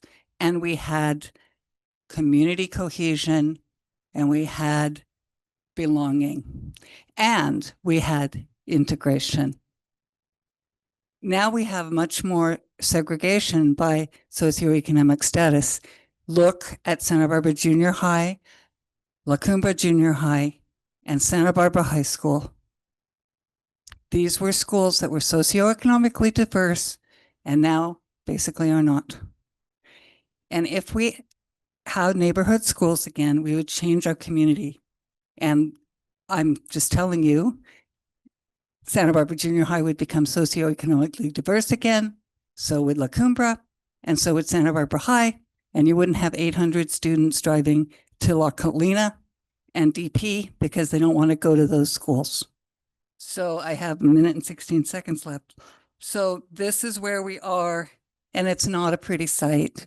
And if you're honest about our district, you will accept the fact that we have exodus. It's the elephant in the room. Please stop ignoring it. And that we have so much segregation. It's another elephant in the room. Someone has to say it. Someone has to call it out. And I'm willing to be that person. So this is where we are. And this is where we want to be. 2 schools in the middle, Lincoln and Garfield. I'll be posting this on our website so you can look it up in a few days. It's very ambitious, but it's very simple. And it doesn't involve any new school sites, and it would involve a bond, and it would involve the Armory, which would become a sort of a trading piece, which would, it would involve cooperation with Santa Barbara City College. We would combine our assets with their assets, and we could get Garfield School back, and we could get this little school up again by sending those kids to Santa Barbara City College. Thank you so much. Thank you. Thank you. All right. Do I have a motion on the consent agenda?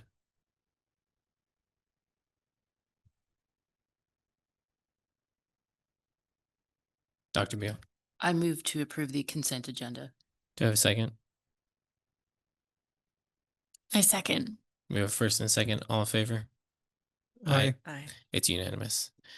All right, that concludes today's agenda. You can take a look at the governance calendar for any future agenda items. We will adjourn this meeting at 10:01. Thank you. Have a good night, everyone.